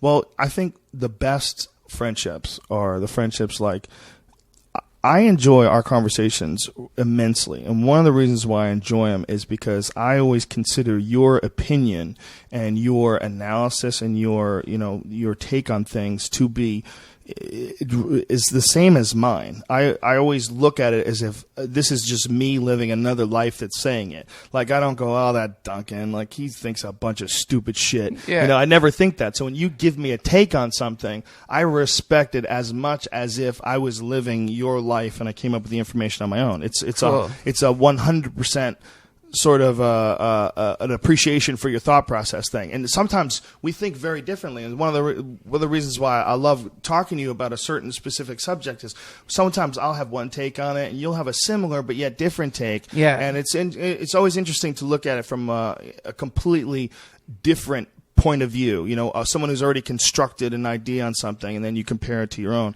So what I like about our conversations is it's like I get to think about things twice from two different angles. I get to hear your take on it and think about it from that angle, and my take on it I already know. So yeah. Because there's no right. I mean, there's so many fucking things that we discuss, especially because you and I discuss the weirdest topics always. Yes. And the most strange, esoteric of ideas. Instantly. Usually in like 2 sentences. Yeah. So it's like, it's not that you're right and I'm wrong. It's that there's a bunch of different possibilities and takes on things. So it's cool to, discuss something with you where you'll take it to a place that I wouldn't have, and I'll take it to a place where, and maybe you'll be like, the place I took it, you'd be like, really? And I'm like, yeah, maybe, and you're like, wow, I never thought of that. It's having a bunch of friends like that. Like Ari's very similar as well. Yeah. Ari's a brilliant guy. Ari's a very smart dude as far as like deconstructing things going on around him. So when I talk to Ari, I feel like I'm talking to a guy who's, I can trust his opinion. It's a very formed opinion. It's a clear, intelligent opinion with a lot of thought and objectivity put into it. And he's a really good listener. Yeah, and he's not a dumb dude at all. Ari can sit down and he can, like, if I walked into a room and some shit happened, this guy got shot on the ground, I'd go, Ari, what happened? Right. He's like the first guy I'd go to. I'd go, what the fuck happened? And Ari would tell you exactly what happened as it happened. He'd be like, I shot the guy. Yeah, I love Brian Callen to death. Okay? Yeah. But if I came into a room and I said, Brian Callen, what happened? And he goes, dude, you wouldn't fucking believe this. This guy, okay, first of all, Navy SEAL. First of all, okay, just back from his 5th tour of duty. Okay? This guy gets in his face. And then 10 minutes in the conversation, I go, hold on, were you there? No, but Brian Callen, if he walked in a second before me, he would tell me what happened in the most theatric way possible. If he had gotten to the scene of a crime a minute before me and I got there, he would be the expert on scene. He would be able to break it down to me. Whereas Ari would tell me exactly what happened in clear, concise. That's a great way to describe him, man. That's exactly right. Ari, he doesn't exaggerate shit to make things more dramatic. Ever. I'll do that. I exaggerate things. I do that and I don't even mean to do it, and then I'll listen to myself and be like I was talking about this. I can't really talk about it. You know what else Ari doesn't do? What? Never brags. Ever. Ari, I've never heard Ari brag once. He's one of the least self-congratulatory guys I've ever met in my life. Even when he first started tapping out people in jiu-jitsu, like a lot of people, like they that becomes like a big milestone. Ari would just tell you matter of factly, like he was like, wow, it's getting really interesting. I started tapping people. Like, there's no bragging about it at all. Yeah. He's just completely relaying the way he's deciphering this situation that's happening to him. Yeah, that's true, man. He's a really weirdly stable guy in certain ways. Certain ways he's crazy. He's mad as a fucking hatter. But he's getting better. He's getting better at everything. And he's getting better as a comic, which I think is giving him a real sense of fulfillment. Now he's headlining the Improv in Addison, Texas. That's a big fucking room, man. That's an A room. He's headlining Cap City in Austin. That's another A room. So that's 2 big Texas headliner gigs he's got coming up. Huge. He's going to crush, too, because he used to come out with me all the time. He always killed at those clubs. Those are wild people, man. He'll fucking tear it up out there. And so he's like a real professional comedian now. You know, he's like legit headliner, national, and it's all podcast, man. It's all the internet. The internet has made Ari famous. People have been asking for him. People call clubs and ask for him. Yeah, that's good. They fill out their sheets. Who do I want to see? I want to see Ari Shaffir. That's such an amazing thing, because it used to be, if you were a comedian, the only way to get in that position would be getting on like the Tonight Show, and you'd have to like, or I guess tour around a bunch and kind of build up a following or something. A lot of guys did that, man. You know, I only had a couple places where I had a real following, but in those places, I have a big following in Houston, man. Houston was like the biggest following I had anywhere before anything, and it was before the internet. Yeah, I had a following in Houston in '90s, in the late '90s. That's where I recorded my first CD in '99. Wow. In '99, yeah, and that's how, after I'd been coming there for years. That was the old Laugh Stop in River Oaks. Oh, it was amazing. Hicks used to go there. Kinnison used to go there. That was an incredible club, dude. Oh my God, it just reeked of real comedy. Right. You know? And even the fucking open micers, man. You would go to back in the day, like especially when the Laugh Stop was in full form. I understand that John Wessling is doing something with it now. They're bringing it back. I think they call it the Comedy Union or something like that. I don't know. They're doing odd nights there, I think. I don't know what the exact information is about that, but that room is like the greatest comedy room in the history of comedy rooms. There's perfect rooms, and then there's the Laugh Stop. You get up there and you go, oh shit. Perfect size stage, perfect height, perfect amount of people. They could stuff 300 people in there, but they're stuffed.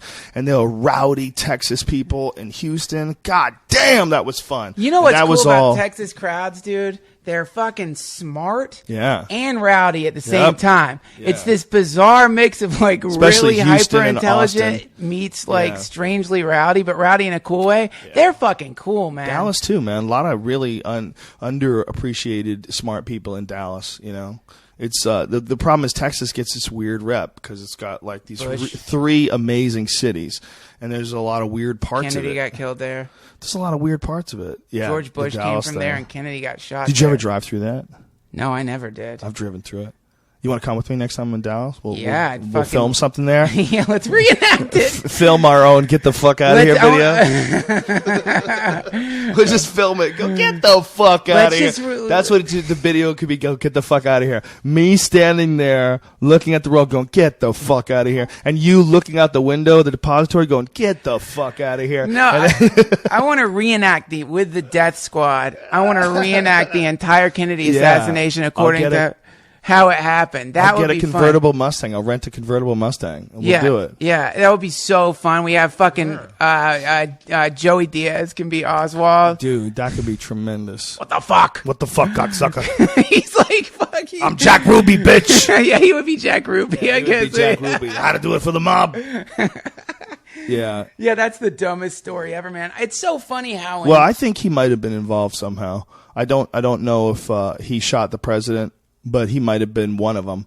He might have been involved. I think they set him up, though. I think that what Oliver Stone did, he did a bit of a disservice when he made that movie, because I think his fictional recreation of it, where he added a general that was supplying him information, and there's so much that he did in that movie that sort of hurt the cause of the assassination, because that's not necessary. The fucking facts are crazy enough, dude.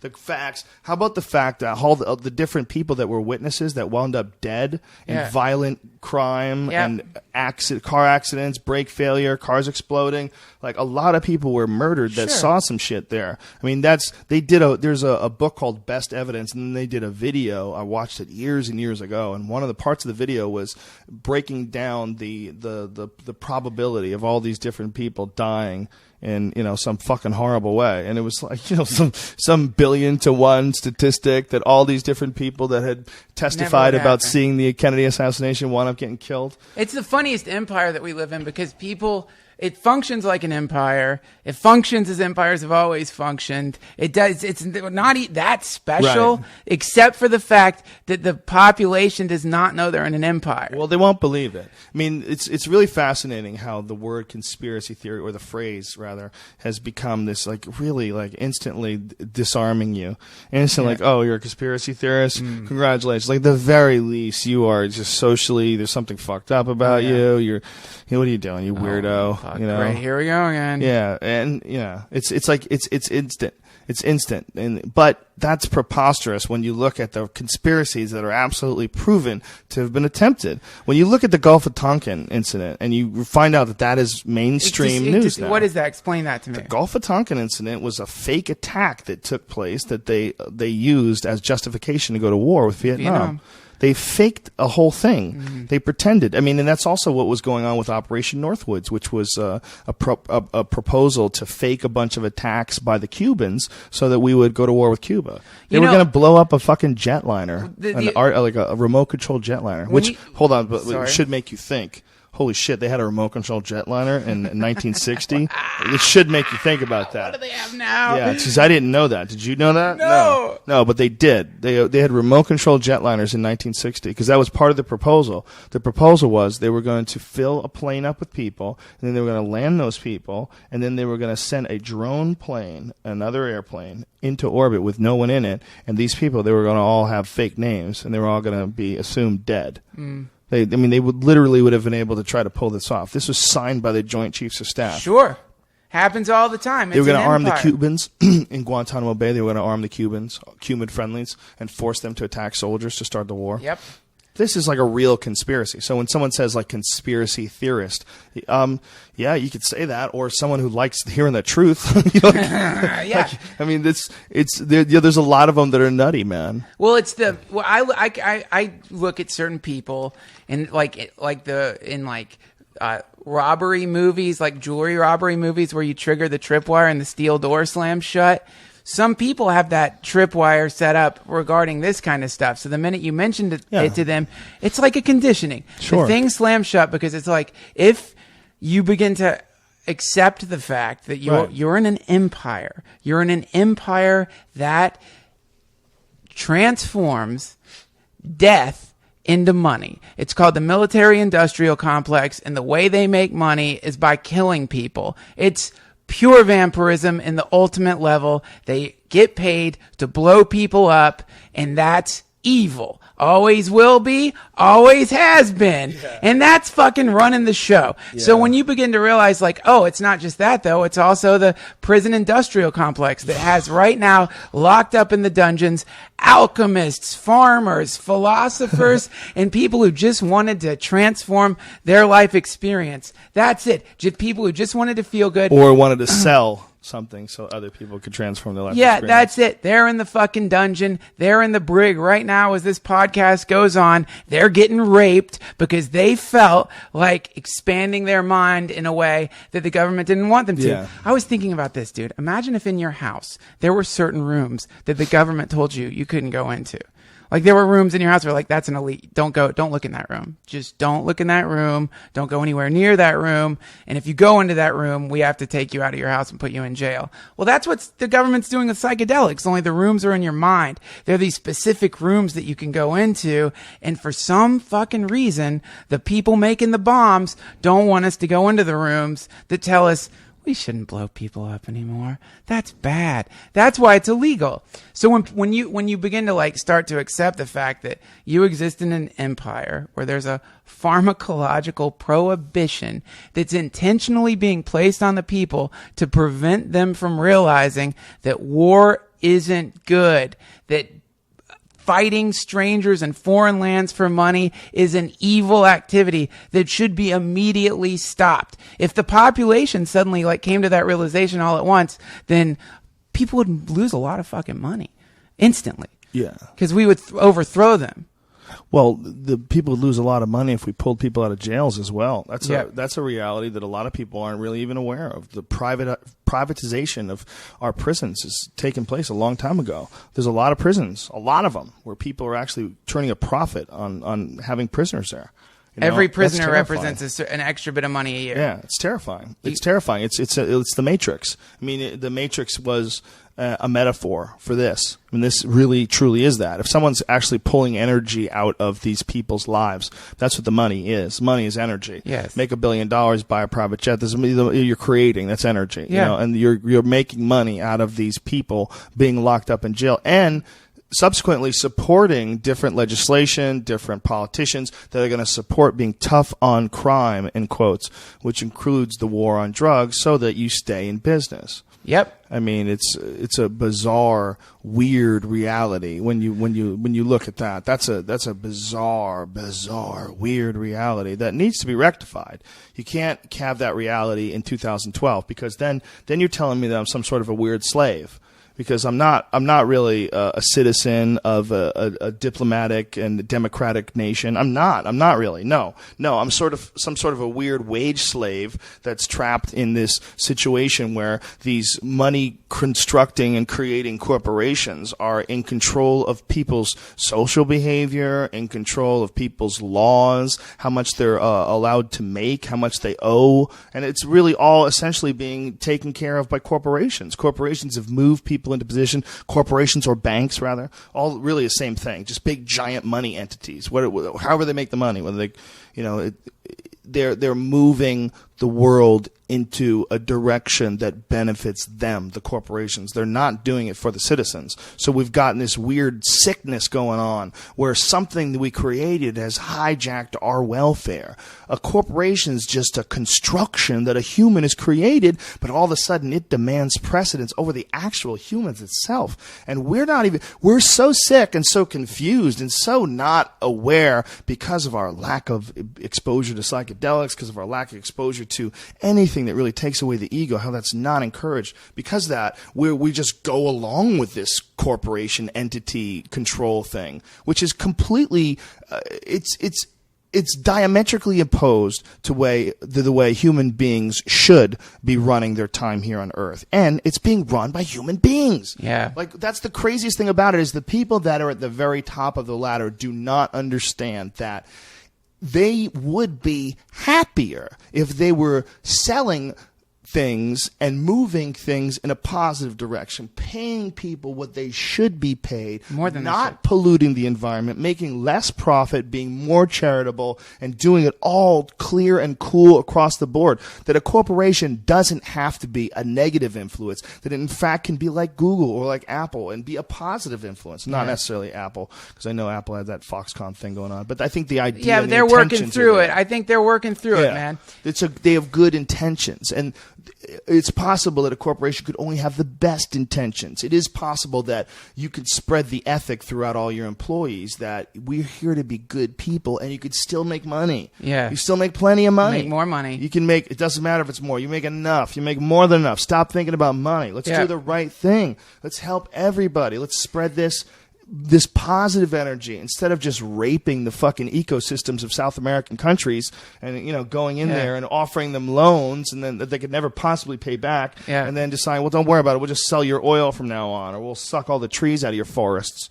Yeah, man. What happens now is a bunch of people listening to this, or somebody sitting at work, or is like sitting like right now thinking, how the fuck what do I do to help stop this from to change the course of our history and make that happen? And you were talking about this cool idea you had, which I've kind of seen it here and there, which is that some kind of organization or some way to organize people to do super boycotts. What was it? Remember you talking about that? Yeah. Well, I think, you could easily figure out a way to connect. You look at this Coney 2012 campaign, for example. Fascinating story. Fascinating. The guy, he comes out, this Invisible Children Foundation. Turns out only a small percentage of the money actually goes towards this, this real situation. This guy takes a huge percentage of the money for himself and for his business and whatever. I think it's like 30 to 70%. So, and then the guy makes insane amount of money in a very short period of time and then goes absolutely crazy. And he's running around and he's naked in San Diego and he's masturbating. And here's the best part of it. The guy is acting about as gay as is humanly possible. Yeah. That he suppressed all his flamboyance and the crazy way that he really wants to express himself, to really free him inside of him. Yeah. He suppressed it so perfectly and totally that whenever he was fucked up on whatever he was fucked up on, he probably looked at his PayPal account and saw $1 billion and just started fucking beating off with pounds of meth.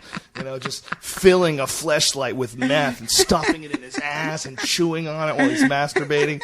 I mean, he probably couldn't do enough meth. And then he just decided to just let the gay out. I got enough money. I'm going to let that gay out. I'm going to let it out. And so he was wandering around gay, naked, screaming, flailing his arms. His butt was puckered backwards. His back was arched. Yeah. His chest was sort of puffed out, but in a very effeminate and non-threatening way. Yeah. You know that this thing? Yeah, I know what you're talking about. It's not this thing where you're like scary, like, oh, this is a gorilla, he's going to come get me. No, it's this thing. Yeah. It's like this uber gay sexual thing. Yeah. Well, it's just my take on it as an observer. I'll tell you my take on it, and it's far less picturesque and far less funny than your take. My take on the thing is, so what happened in that situation was you had a white blood cell, the white blood cell of the earth that was trying to like ostensibly fight some disease on the earth, right? But the white blood cell was a fake white blood cell. It was really not a white blood cell. It was a cancerous cell, and the earth just deactivated it. It was just like... That's hilarious. It's like, no, that sounds fucked up. And the method it used was crystal meth inside of a fleshlight. You get him to fuck a fleshlight with crystal meth. The inside of his penis, the mucus lining and the membrane wall, the open tissue is just absorbing the meth right there. It's crumbs and chunks are going into his cock. He's got necrosis. His balls are blackening, and it's absorbing into the bloody gums. His cock actually grew teeth and just started eating the meth. Why do you have to smoke meth? Is it a reason? Can you eat it? Can you just eat meth? I'm sure. I don't. What if you eat meth and it's like takes you right to heaven? Nobody ever tried it. Everybody smoking meth completely fucks up your life. Like, but just dude, have you ever eaten meth? Yeah. Trust me. Yeah, your IQ points go up. No, what if you eat meth and boom, you are in heaven. You're in the clouds. There's a fucking harp. Yeah. There's St. Peter. There's a book. He goes over your whole life. Yeah. Holy shit. What if that's when you eat meth? And you're in heaven, and the angels are like, why didn't you just eat meth? That whole time, like someone created meth. Like meth was a puzzle that was solved using the ingredients of cough syrups, and aluminum cans, and tires, the secret and of the Bible, and fucking hairspray. They're boiling it all up to make meth. Yeah. You eat that, and you go right to heaven, straight into the pearly gates. Straight into heaven. You're hanging out with St. Peter. You're like, oh my God, you're really wearing robes. Yeah. We're really floating. We're not even walking. We're floating around. Those aren't clouds. That's meth smoke. It's just... Yeah, I wonder if, by the way, before you enter into heaven, if you are walking around. I assume that you're up there. There's a line. There's a line. You're walking around. Have you ever seen the Christian literature? No. It's so fucking funny. Anytime they show the gates of heaven, there's inevitably a line. It's like Six Flags. You don't just get in there. There's like, God, you got to stand there for. And it's ineffective. And it's like businessmen, and it's totally ineffective. You'd think they like organize. Heaven is inefficient in the Christian mythology. They don't even have like the carousel things that like kind of make the line seem shorter. It's just this line going to a giant. Yeah. They always depict God as this giant and with an invisible face, and like so. I guess you go in front of the giant, and he's like, nope. Gay, go to hell. There was a History Channel, I believe it was a History Channel, a documentary on religion, and they were referring to the Christian religion as the cult of Christianity. That's how they referred to it, several times. But they were explaining the cult of Christianity, and I was like, wow, like you're saying this on TV. This is an interesting take to because I've had that. It's a dumb conversation, but I've had it with a bunch of people. They go, it's not a cult, it's a religion. Like, what is the difference? Like, what do you is the difference that it's older? Like, what is the difference? Do you really believe that at the end of this line that there really is some sort of a place that you go where you get judged by a guy and you really wait in line and he's got a book of everything you've ever done Really? Is it as advertised? So, gay guys, well, fuck you. I don't care how you feel. Do that shit, you burn in hell. And if God does not like some aspect of your life, even though you were put on this earth with no fucking guidance whatsoever, Nothing. surrounded by child molesters and murderers and creeps and liars and politicians that are stuffing people into fucking metal machines and flying them over to another part of the world to blow people up. Yeah. And you're giving me a hard time because I beat off? Really? Yeah. And you're the God, you're the guy in control of this shit. And what I'm just supposed to know, or I'm supposed to what? I'm supposed to listen to these child molesters that you've set loose to spread your word? Really? You fuckhead? Yeah, right. That's the most ridiculous God of all time. Yeah. If that's how God really operated I call that in God a literal sense. I call that God Loon. That's the name I give to that God. It's a loony thing that's lost its mind and it doesn't make sense anymore. And its followers want the world to end. It's a weird solution. Think of like you're the creator of the universe. You've populated a planet with people that you've been torturing for a few thousand years.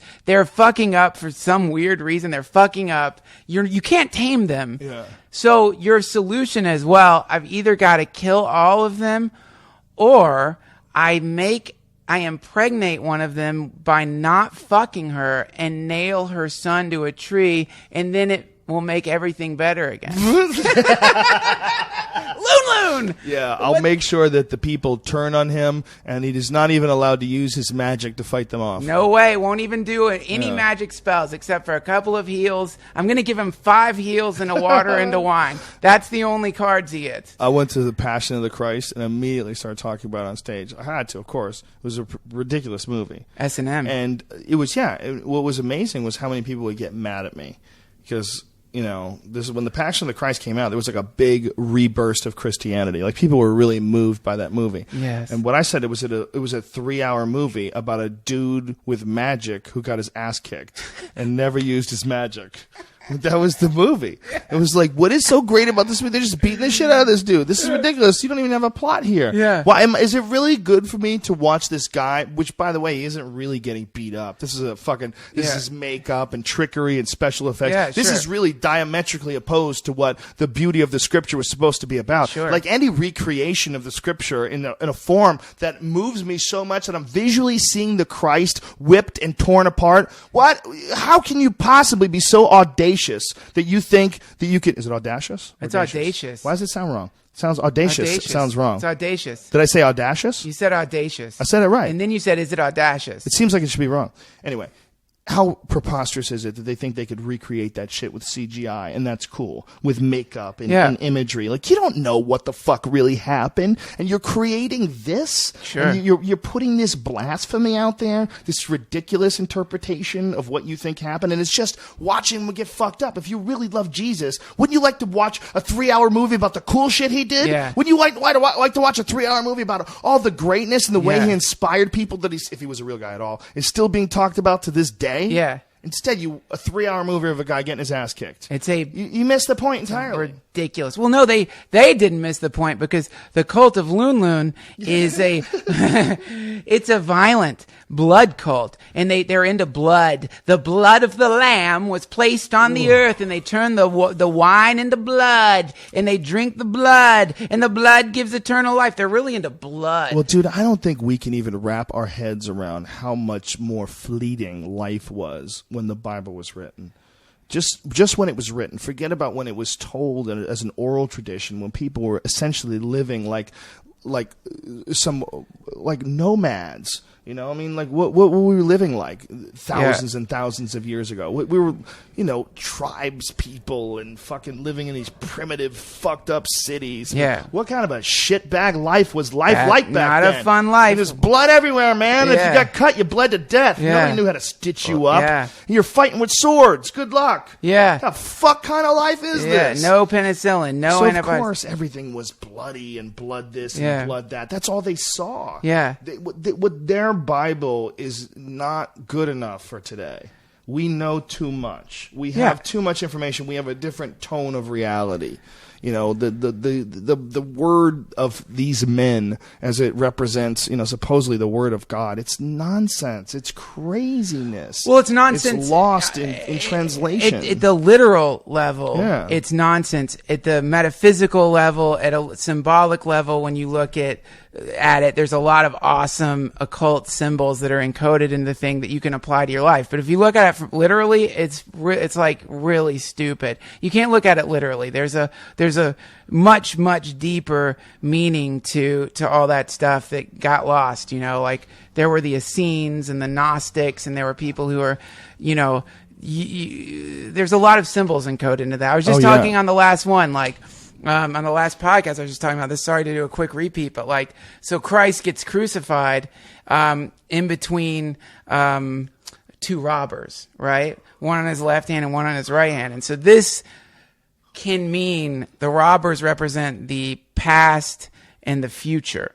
And the cross itself represents temporal time intersecting with infinity, which is the combination of what humans are. We are the infinite. We're the stardust mixing in with the impermanent, and the two things crossing create the phenomena of being a human. So the representation of the crucifixion is the dreadful existential suffering that you will experience when you first encounter the truth that this isn't permanent, that there's change, and that creates this kind of agonizing thing, and it's transcending that agonizing experience, being born again, rising again from the death that comes from having that much contact with truth, and then you're fucking happy again. So that's an interpretation of it that a lot of that some more esoteric Christians are into. Water represents doesn't represent literal water. Water represents, or wine represents truth. And there's all kinds of, each symbol in there means something. And so, but when you take it literally, it becomes a bit of just a maudlin S&M show with this fucking hot, skinny dude who's innocent getting the shit whipped out of him by Romans.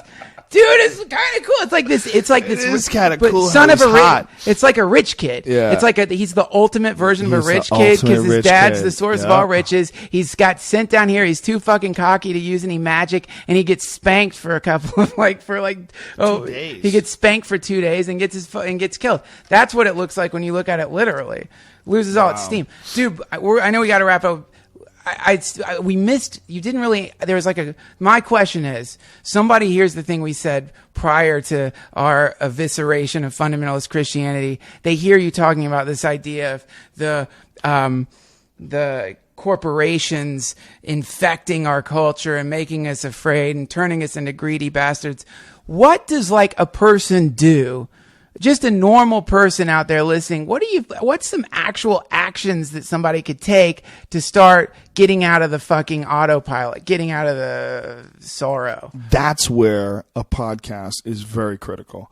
And that's where people with an open mind who are exposed to new ideas and new ways of looking at things could possibly be the people that change things in the future, because the people that are in power today are not going to be in power forever. And what we're essentially dealing with is a framework and a power structure that was devised before the internet, which is a far better framework and a far better power structure, and it will ultimately inherit the way we govern things. I think you cannot stop it. I think this three-party system, whatever, if it's two in a libertarian, if it's, the Green Party, and you add all these other nonsense parties that have no shot at becoming the president, the internet will eventually be. There won't be any parties. There'd be ideas that people gravitate towards, and you would have to somehow or another show your education on these ideas before you're allowed to vote on them. And there's still going to be. But I'm a dude right now listening to this podcast, sitting in my car, sitting in my house. I'm in a fucking shit relationship. You're changing. What do I? No, not me. The person out there. I'm saying that person. They're changing. If they're listening to this shit and they're absorbing all the different ideas that we're putting out there, and we're expanding our own minds. When I have these conversations with you, I firmly believe that I occasionally will pull ideas out of my ass and out of the air that I probably wouldn't have if you weren't here. The conversation yeah, it adds something on my side to talk to you, and you know, and we both have these weird tangents that we go down when we have these conversations, and they're inspired by each other. You know, it's like they fuel each other, and for someone to be able to listen to this, some young kid who's in college, or some dude who's starting his own business, or someone who's at work right now who doesn't like what they're doing and wants to do something else, it's like they have friends that are doing things correctly. They have friends who are getting their shit together. They have friends who are getting work done. They have friends that are advancing and progressing, and they have friends that are thinking a very specific way. And one of the things they're thinking of, the people are generous. They're generous, they're friendly, and they're nice. The other thing is they're not afraid to be men. You know, all this bullshit that people have stuck in your face, that the construction of society where, 90% of all men's actions are designed to not make a woman mad at you. Well, that's nonsense. We're living this bitch society, this demasculated or emasculated rather society where, a man can't be a man, a woman can't be a woman, everyone's judging everybody, and it's nonsense. And a lot of it is the same jealousy and stupidity that comes from people being afraid of other people's success. It's the same thing. It's just your inability to control a woman, your inability to control your environment or to be a man and stand up for yourself. And so because you get accustomed to having sex with a woman, all of a sudden you give in to her and she's yelling at you and you take it. Well, guess what, bitch? You fucked up the whole curve. By you not being able to deal with that chick's broken now. She breaks up with you when you guys are 27, 28, and you guys have been together since high school. Well, that's 10 years of being a cunt. It's probably ingrained in her because you never figured out how to communicate with her. Tell her, hey, stop being a fucking cunt. I'm standing my own ground here. So you made a broken woman. You didn't. It's like a dog that you never trained properly. Oh, now. It is. As is the man. As is the man. Right. With the woman. Look, behavior, training someone in a relationship. I don't mean that the woman's the dog. I mean that men and women, much like the way a man and a dog or a woman and a dog interact, you establish boundaries and establish barriers and establish your value very early on. I'll tell you something. It's not a negative thing or an animal thing or an objective thing. You don't let a woman push you around. I think, and I think that the reason that relationships get super fucking imbalanced is because certain guys, they end up becoming fixated on women, because some guys, there's a bunch of variables. But mostly insecurity. But what ends up happening is anytime a woman or a guy, for that matter, becomes the main focus of your life, and that's what you're always pushing towards, then you've put yourself in a shitty situation, and you've put that girl in a shitty situation. Maybe and not. It all depends on how you get along together. Whether or not you enhance each other. The real problem is when you feel like you're distracting yourself with this person. You're distracting. Yeah, that's what I mean, man. You're forcing yourself to obsess on this person instead of deal with the fact you've got a lot of fucking problems in the way you've structured your life. That's it. That's what I'm talking about, dude. And that's part of being a fucking man. And that's real shit, man. And somewhere along the line, it became stupid to be a man. It became a meathead thing. It became, an egocentric, dummy caveman thing to actually be a man. That's nonsense. That's stupid. You can be a man and still be smart, you dumb fuck. This is ridiculous, but it's the bottom line is you have two completely different animals that have to live together and breed. One wants this, and the other wants that. And guess what? If you want one to rule your life and dominate you, they're happy to do so. All they have to do is be able to push you around a little bit, and it's natural human nature. It's dumb men do it to women. Dumb women do it to men. Yeah. Unaware people do it to each other. People are constantly manipulating, pushing each other around. Yeah. And a lot of it is to distract them from their own shortcomings, their own bullshit. So have your own shit together first. Treat your own self like you care about yourself. Get to know your own self and respect your own self, and then you'll never allow a bullshit artist in your life. You'll never allow a person with problems. You won't invite a vampire in. You won't invite a vampire in. That's the most important aspect of your life. Keep away anyone that's going to detract. Bring around everyone who's going to add with them, add together. Everybody's gotta really embrace the idea that the more people that you have on your side, the more people you have thinking your way, the more people you have that are happy, the stronger everyone's going to be. Everyone benefits together because, you know, like if you could be assured that you could go someplace and everyone would be like, you know, like really open-minded and cool, and there's no psychos and no murderers and no, that's the first place everybody would go. Yeah. You would know that everybody would be super nice. Can you imagine if you could go to a place and there's a whole city, and this city is filled with your best friends? Yeah. So instead of having 5 best friends, you've got 100,000 best friends. Yeah. That sounds preposterous to us. But why? If it's possible for 5 and it's possible for 10, I think it's possible for 100. And that's when things start getting squirrely. Yeah. And if we could all keep it together and keep one guy from wanting to be the alpha and go around and fuck everybody's wives, it can be done. I think you can have a whole community of best friends. I think it is possible. I think ultimately if we spread the right message and put the right information out there and attract the right people, that's sort of the inevitable direction that some aspect of our society is going to gravitate towards. Yep, that's it, man. That's everything you just said.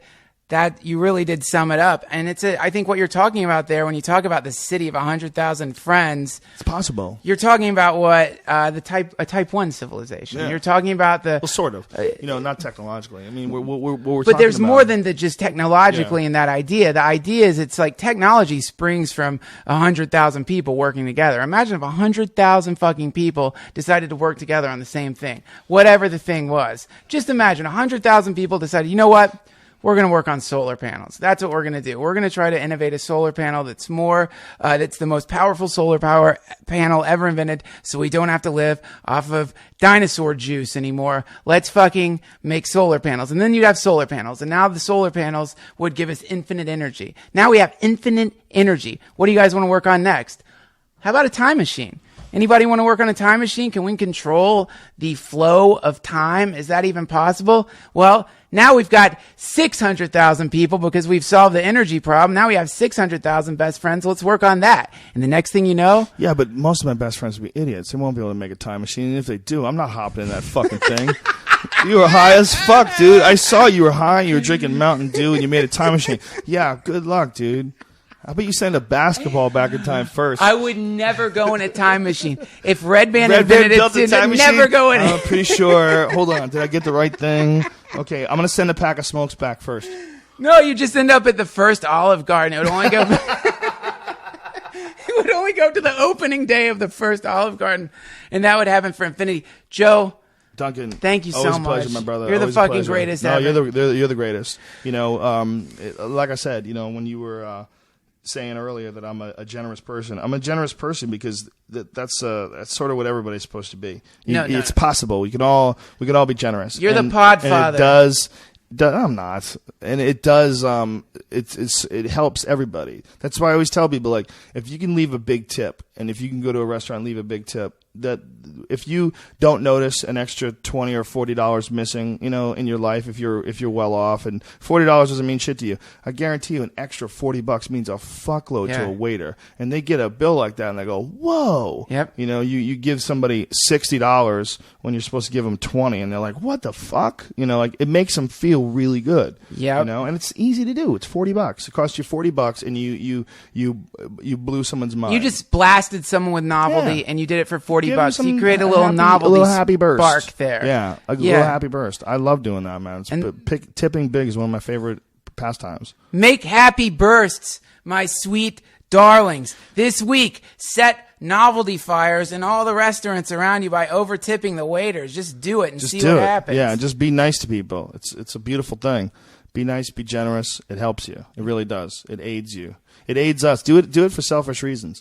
Do it to be a better person. Do it to improve yourself. Yeah. Because it really will. I mean, you can't really do it for selfish reasons because once you start doing it, you realize, oh, the joy is in being completely unselfish. And when someone comes out, like a waiter who can't believe that you left him $100 and they come out and give you a big hug, like that alone is worth so much, man. That is worth more than $100. You know? Yes, it is. It's man. You know, if you buy a nice shirt and it costs $100, that doesn't make you feel as good as someone getting all excited. You don't even know what that $100 did, man. That $100 could have bought some fucking kid an awesome toy that's going to play with a toy. Sure. You just don't know what it's going to turn into. Exactly. But it's like it's good magic, and fucking do it. Yeah, you can do things, man. You can give people what everybody else is giving them, and that's okay too. There's nothing wrong with giving them a generous amount, like 20%. That's good. But I like over tipping. The reason why I like it is because the idea of tipping being, it's up to you. It's up to you to decide. So if it's up to me to decide and they're really cool, tip them 100%. Why not? Fuck it. I don't give a shit. Well, and also, it's nice. It feels good. You're putting out more than you're taking. Yes. And when you're putting out more than you're taking, you've created a little act of magic, because that's a beautiful fucking thing. Anything that puts out more than it takes in, that's a badass thing. If it's good stuff. It's a good system. Yeah. Well, I think that is the one thing that the podcast has really done, I think, for everybody is we put out in doing these podcasts and doing them for free and putting a lot of thought and effort into it, and obviously making people really aware that you care about their love, and you care about all the nice things that people have been saying, and that you really appreciate it, and how cool it is to have such a bunch of nice people come out to all our shows. And you put that out, and then you put it out with this free thing for so long, and you really do accumulate all this goodwill. It makes people feel better at work. It makes people feel better at the gym, and all that stuff is it helps you too. It helps the person who created it, because you get this great satisfaction out of that, and that satisfaction is a super positive feeling that you're making all these people entertained, and you're providing all these people with fascinating conversations, and that just builds up, and it just keeps the podcast is a proof of it. We've never advertised that thing anywhere. Yeah. We've done no promotion whatsoever. I've never done anything. Where I did I went and paid for something or went on something to promote it. Never. It built itself up over the internet. But through word of mouth, now it's around 500,000 people every episode. That's crazy. Yeah, that's insane. But it's because of what we're putting out there, and that's it's making me better at doing it. It makes me better at being a podcaster. It makes me better at being a stand-up. I think my stand-up is better than it's ever been. Well, dude, I've got books now all around my house that have been suggested by people who are listening to the podcast, which I actually read, and then I bring that information back into the podcast. So it's definitely creating an information feedback loop for me. Yeah, for sure. Yeah, it's we're super lucky, man. We stumbled upon this thing like every other thing in my life ever at the exact right time. Yeah. I've been the luckiest person I've ever met. I've stumbled on the right thing every single time. It's strange how that happens, huh? It's bizarre. Yeah. It doesn't seem to make sense. It's one of the more compelling arguments to the idea that life is a piece of fiction. Along with this fucking Coney guy whipping his dick out and masturbating in the street. I mean, that was on a sitcom. It would be too over the top. No. It would be like smash cut to he's naked, running around masturbating, exploding clown shoes and fucking confetti coming out of his nose. Yeah. I mean, come on, man. It's too over the top, but yet that is reality. And my whole life, everything that I've ever done, everything, it all feels like a work of fiction. I'm telling you, man, we're just a few fucking years away from one of those things crazy happening. It's gonna be something I think a million times crazier than that. You were the first person to tell me when we lived together, and this is before I ever even did the podcast. Yeah. When you were staying with me for a few months, we had some weird conversations. We had some really deep, late night crazy conversations. And one of them was you were way too high for this, but I collect all this crazy Eastern art. I have all these Buddhas around my house and all these what is that fucking crazy bird-like character? Oh, Garuda. Garuda. Garuda and Ganesh, and I'm got a Shiva. Yeah, I'm completely fascinated by. I have a giant Shiva. It's bronze. It weighs like 1,000 pounds. I'm completely fascinated by ancient religions and the imagery, because I've seen that imagery during psychedelic trips. I've seen the Garuda. I've seen very similar things inside psychedelic trips. And we were just sitting around my house, and you were like, dude, there's a reason why you're drawn to all this stuff. Sure. You were really freaking me out. You're like, dude, there's a reason why you're drawn to all this imagery, man. He goes, this imagery is like resonating exactly what's going on in your head. Yeah. You know, you don't have to know Buddhism. You don't have to know the Tibet. He goes, you're drawn to all this stuff. This stuff's going on in your head. And you were like, and a lot of your ideas you've come up with independently are very similar to a lot of ideas that exist in Buddhism. Yeah. And we were both super fucking baked. And I was like, dude, this is a crazy conversation. Yeah. Can you imagine if all those weird, bizarre, beautiful images of golden Buddhas and all these things that you can see when you trip, and the reason is because that's where they all come from. They're all pulled out of this weird sort of a psychedelic state and brought, and these are just representations, but really accurate representations of the actual, psychedelic element that exists when you're taking things. Yeah, it's reality. It's actually reality. What you're seeing is reality. And man, I'll tell you, I still believe that shit. You also have Buddha tattooed on your arm, for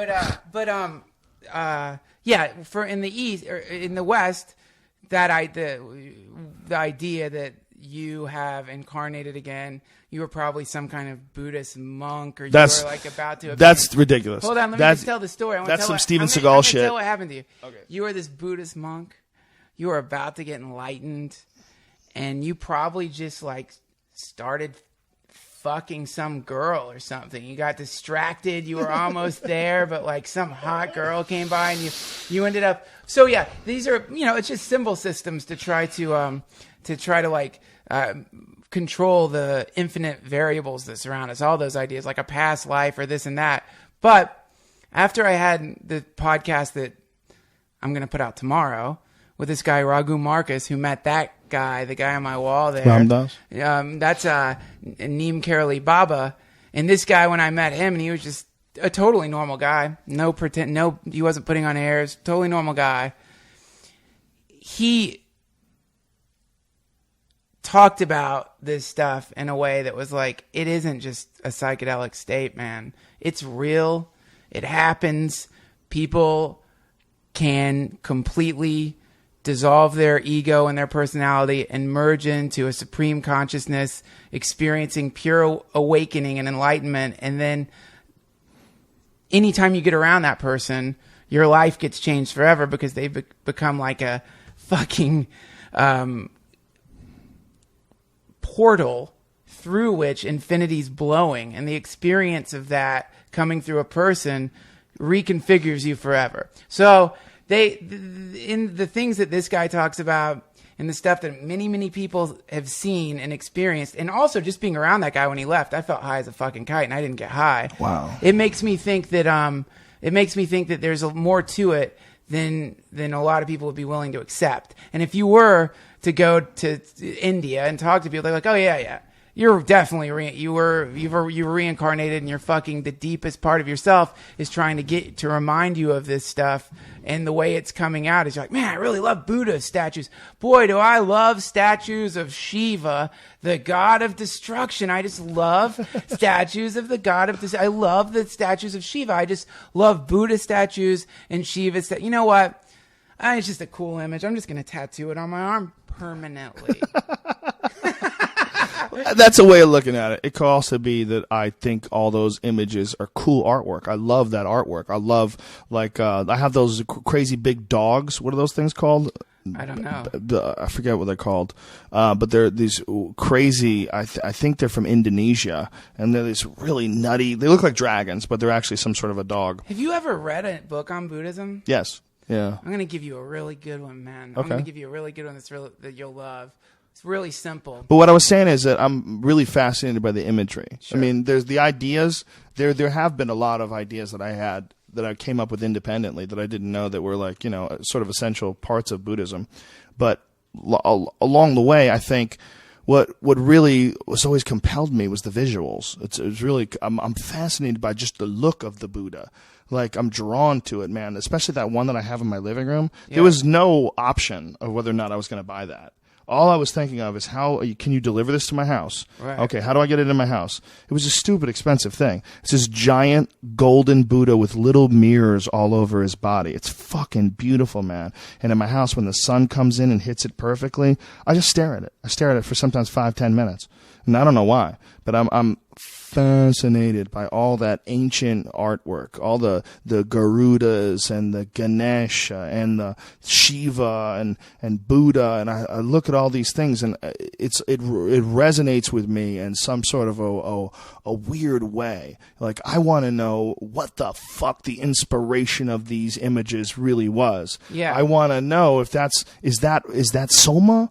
Did they tap out of that stuff and then lose it and can't figure out what the fuck the formula was? Yeah. Did some civilization fall apart and they lost Soma, and Soma was greater than everything. That was what they would always say in the text. Yeah. Soma is greater than Brahma, greater than Indra. Yeah, that Soma was the greatest and widely recognized as a psychedelic compound that we don't know. We don't know what it was. The thing with Buddhism, though, is that happened after Soma. I was a little while after, because Siddhartha would have been a Brahmin. He would have been a Brahmin. What happened after Soma? I think that, I'm not positive about this, but I think during the time that Siddhartha Gautama, Buddha, was walking around, I don't know that I think this was past the time when what you're talking about. That they had already lost Soma? I think so, but I don't know. So, because this is but he was probably getting fucking baked, because he went, and before he gained enlightenment, he was hanging out with the ascetics and the sadhus, and they all get fucking high as a fucking kite, man. Oh yeah, they smoke chillums, and that's interesting that that's sort of a neglected aspect of that culture. You know, when people talk about Buddhism, they really don't give enough credit to the fact that he was being heavily influenced by people who were taking some serious fucking cannabinoids, man, smoking hash and. Really, really deep trips. He spent a long time eating a lot studying of it. with those people. Yeah. And who the fuck knows? I don't know. They don't know what the fuck Soma was, which is so incredible. When you think of the impact that it had on their culture, and that there's, it's so lauded in the literature. It's just praised as being this incredible elixir of life, and no one knows what the fuck it is. They lost it. I mean, I just always think it's like some cannabis. It's just eating. I mean, I know. Why would you think that? Why would you think that? There's been scholarly work on it. I know. Where they believe it's a concoction of Amanita muscaria, psilocybin, and then there's some other ideas that it was a concoction of a bunch of other things like lotus flower and a bunch of different other psychoactive substances. I forget there was actually a really recent one. I wish I could remember what the combination was, but a really recent one where I read online where they were they believed they had a possible combination of what Soma could have been, but it's all speculative. Well, one thing that isn't speculative though is that people at that time were getting super fucking high and meditating and using it as ritual.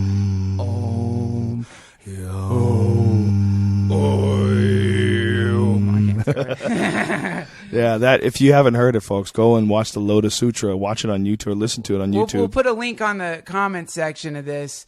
Why don't you just add it to the end? What's that? Just add the audio to the end. There you go. I can do that too. Yeah, that's going to go at the end. Yeah, it's beautiful. Joe.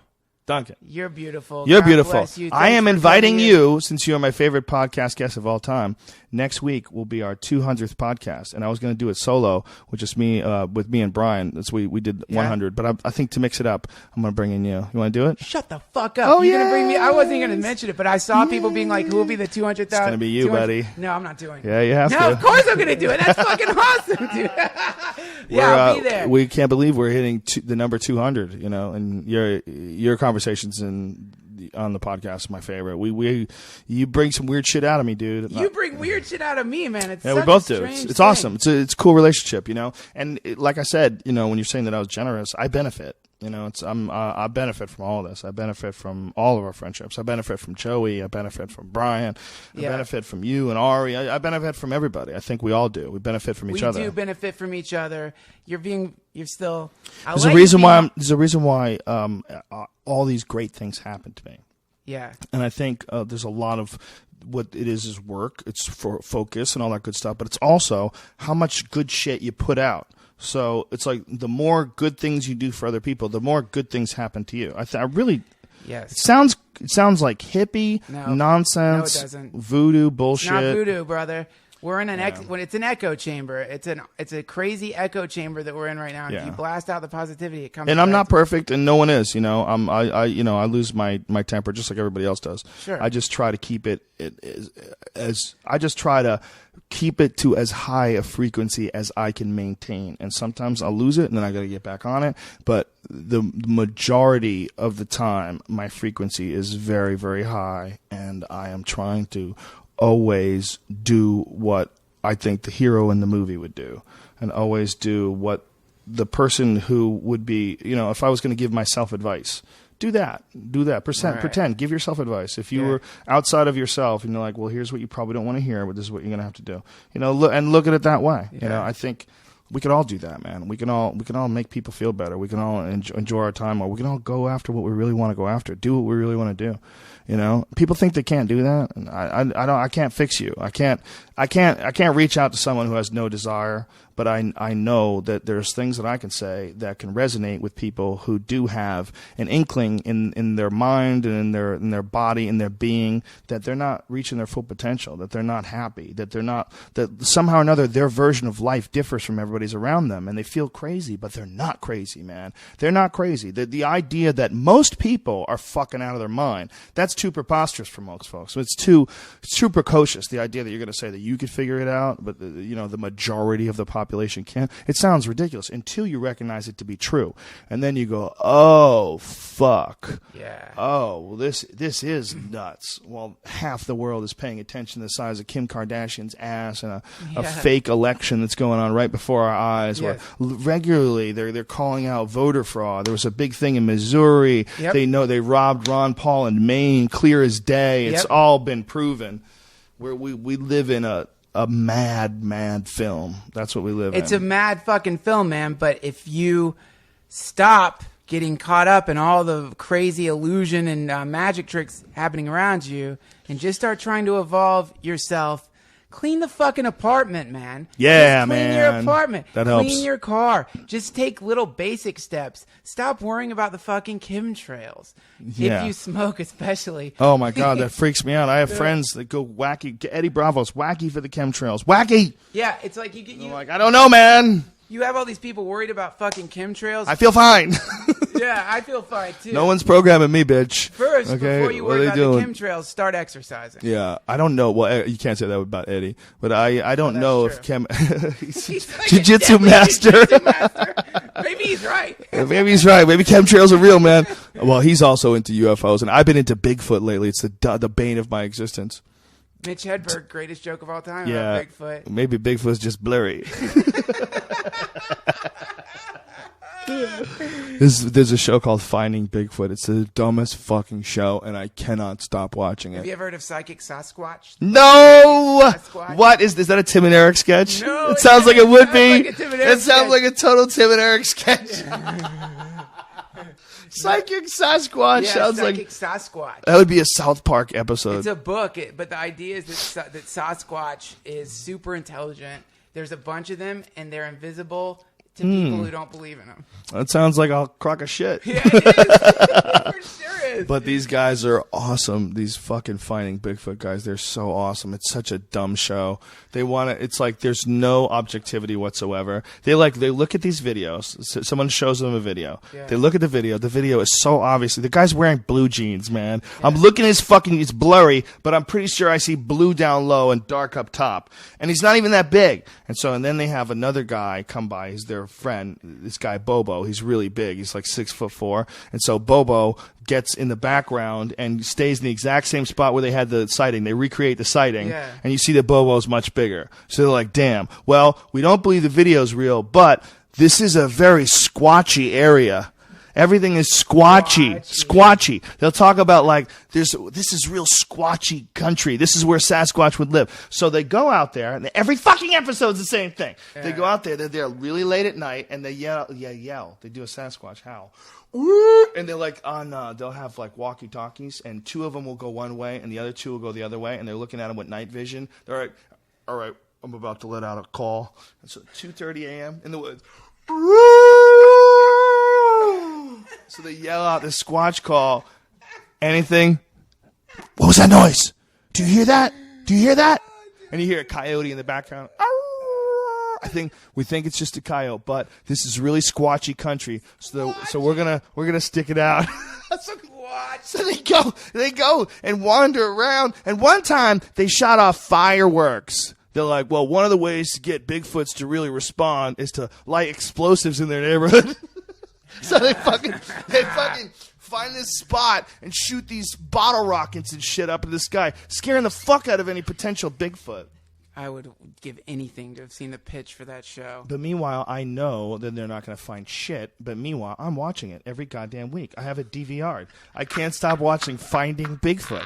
It's a fucking amazing fascination that I have. It sounds entertaining. Dude, I can't stop watching it. I watched every one of them so far. It's so stupid. It's every week. It's the same goddamn show. Every week is, well, the video doesn't reel, but this is really squatchy country.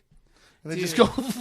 Anywhere there's a tree is a squatchy area. I can feel it. I want to talk them into having a show in Los Angeles and maybe getting one of our comic friends to call them up and say they're pretty sure that Bigfoot is in Burbank.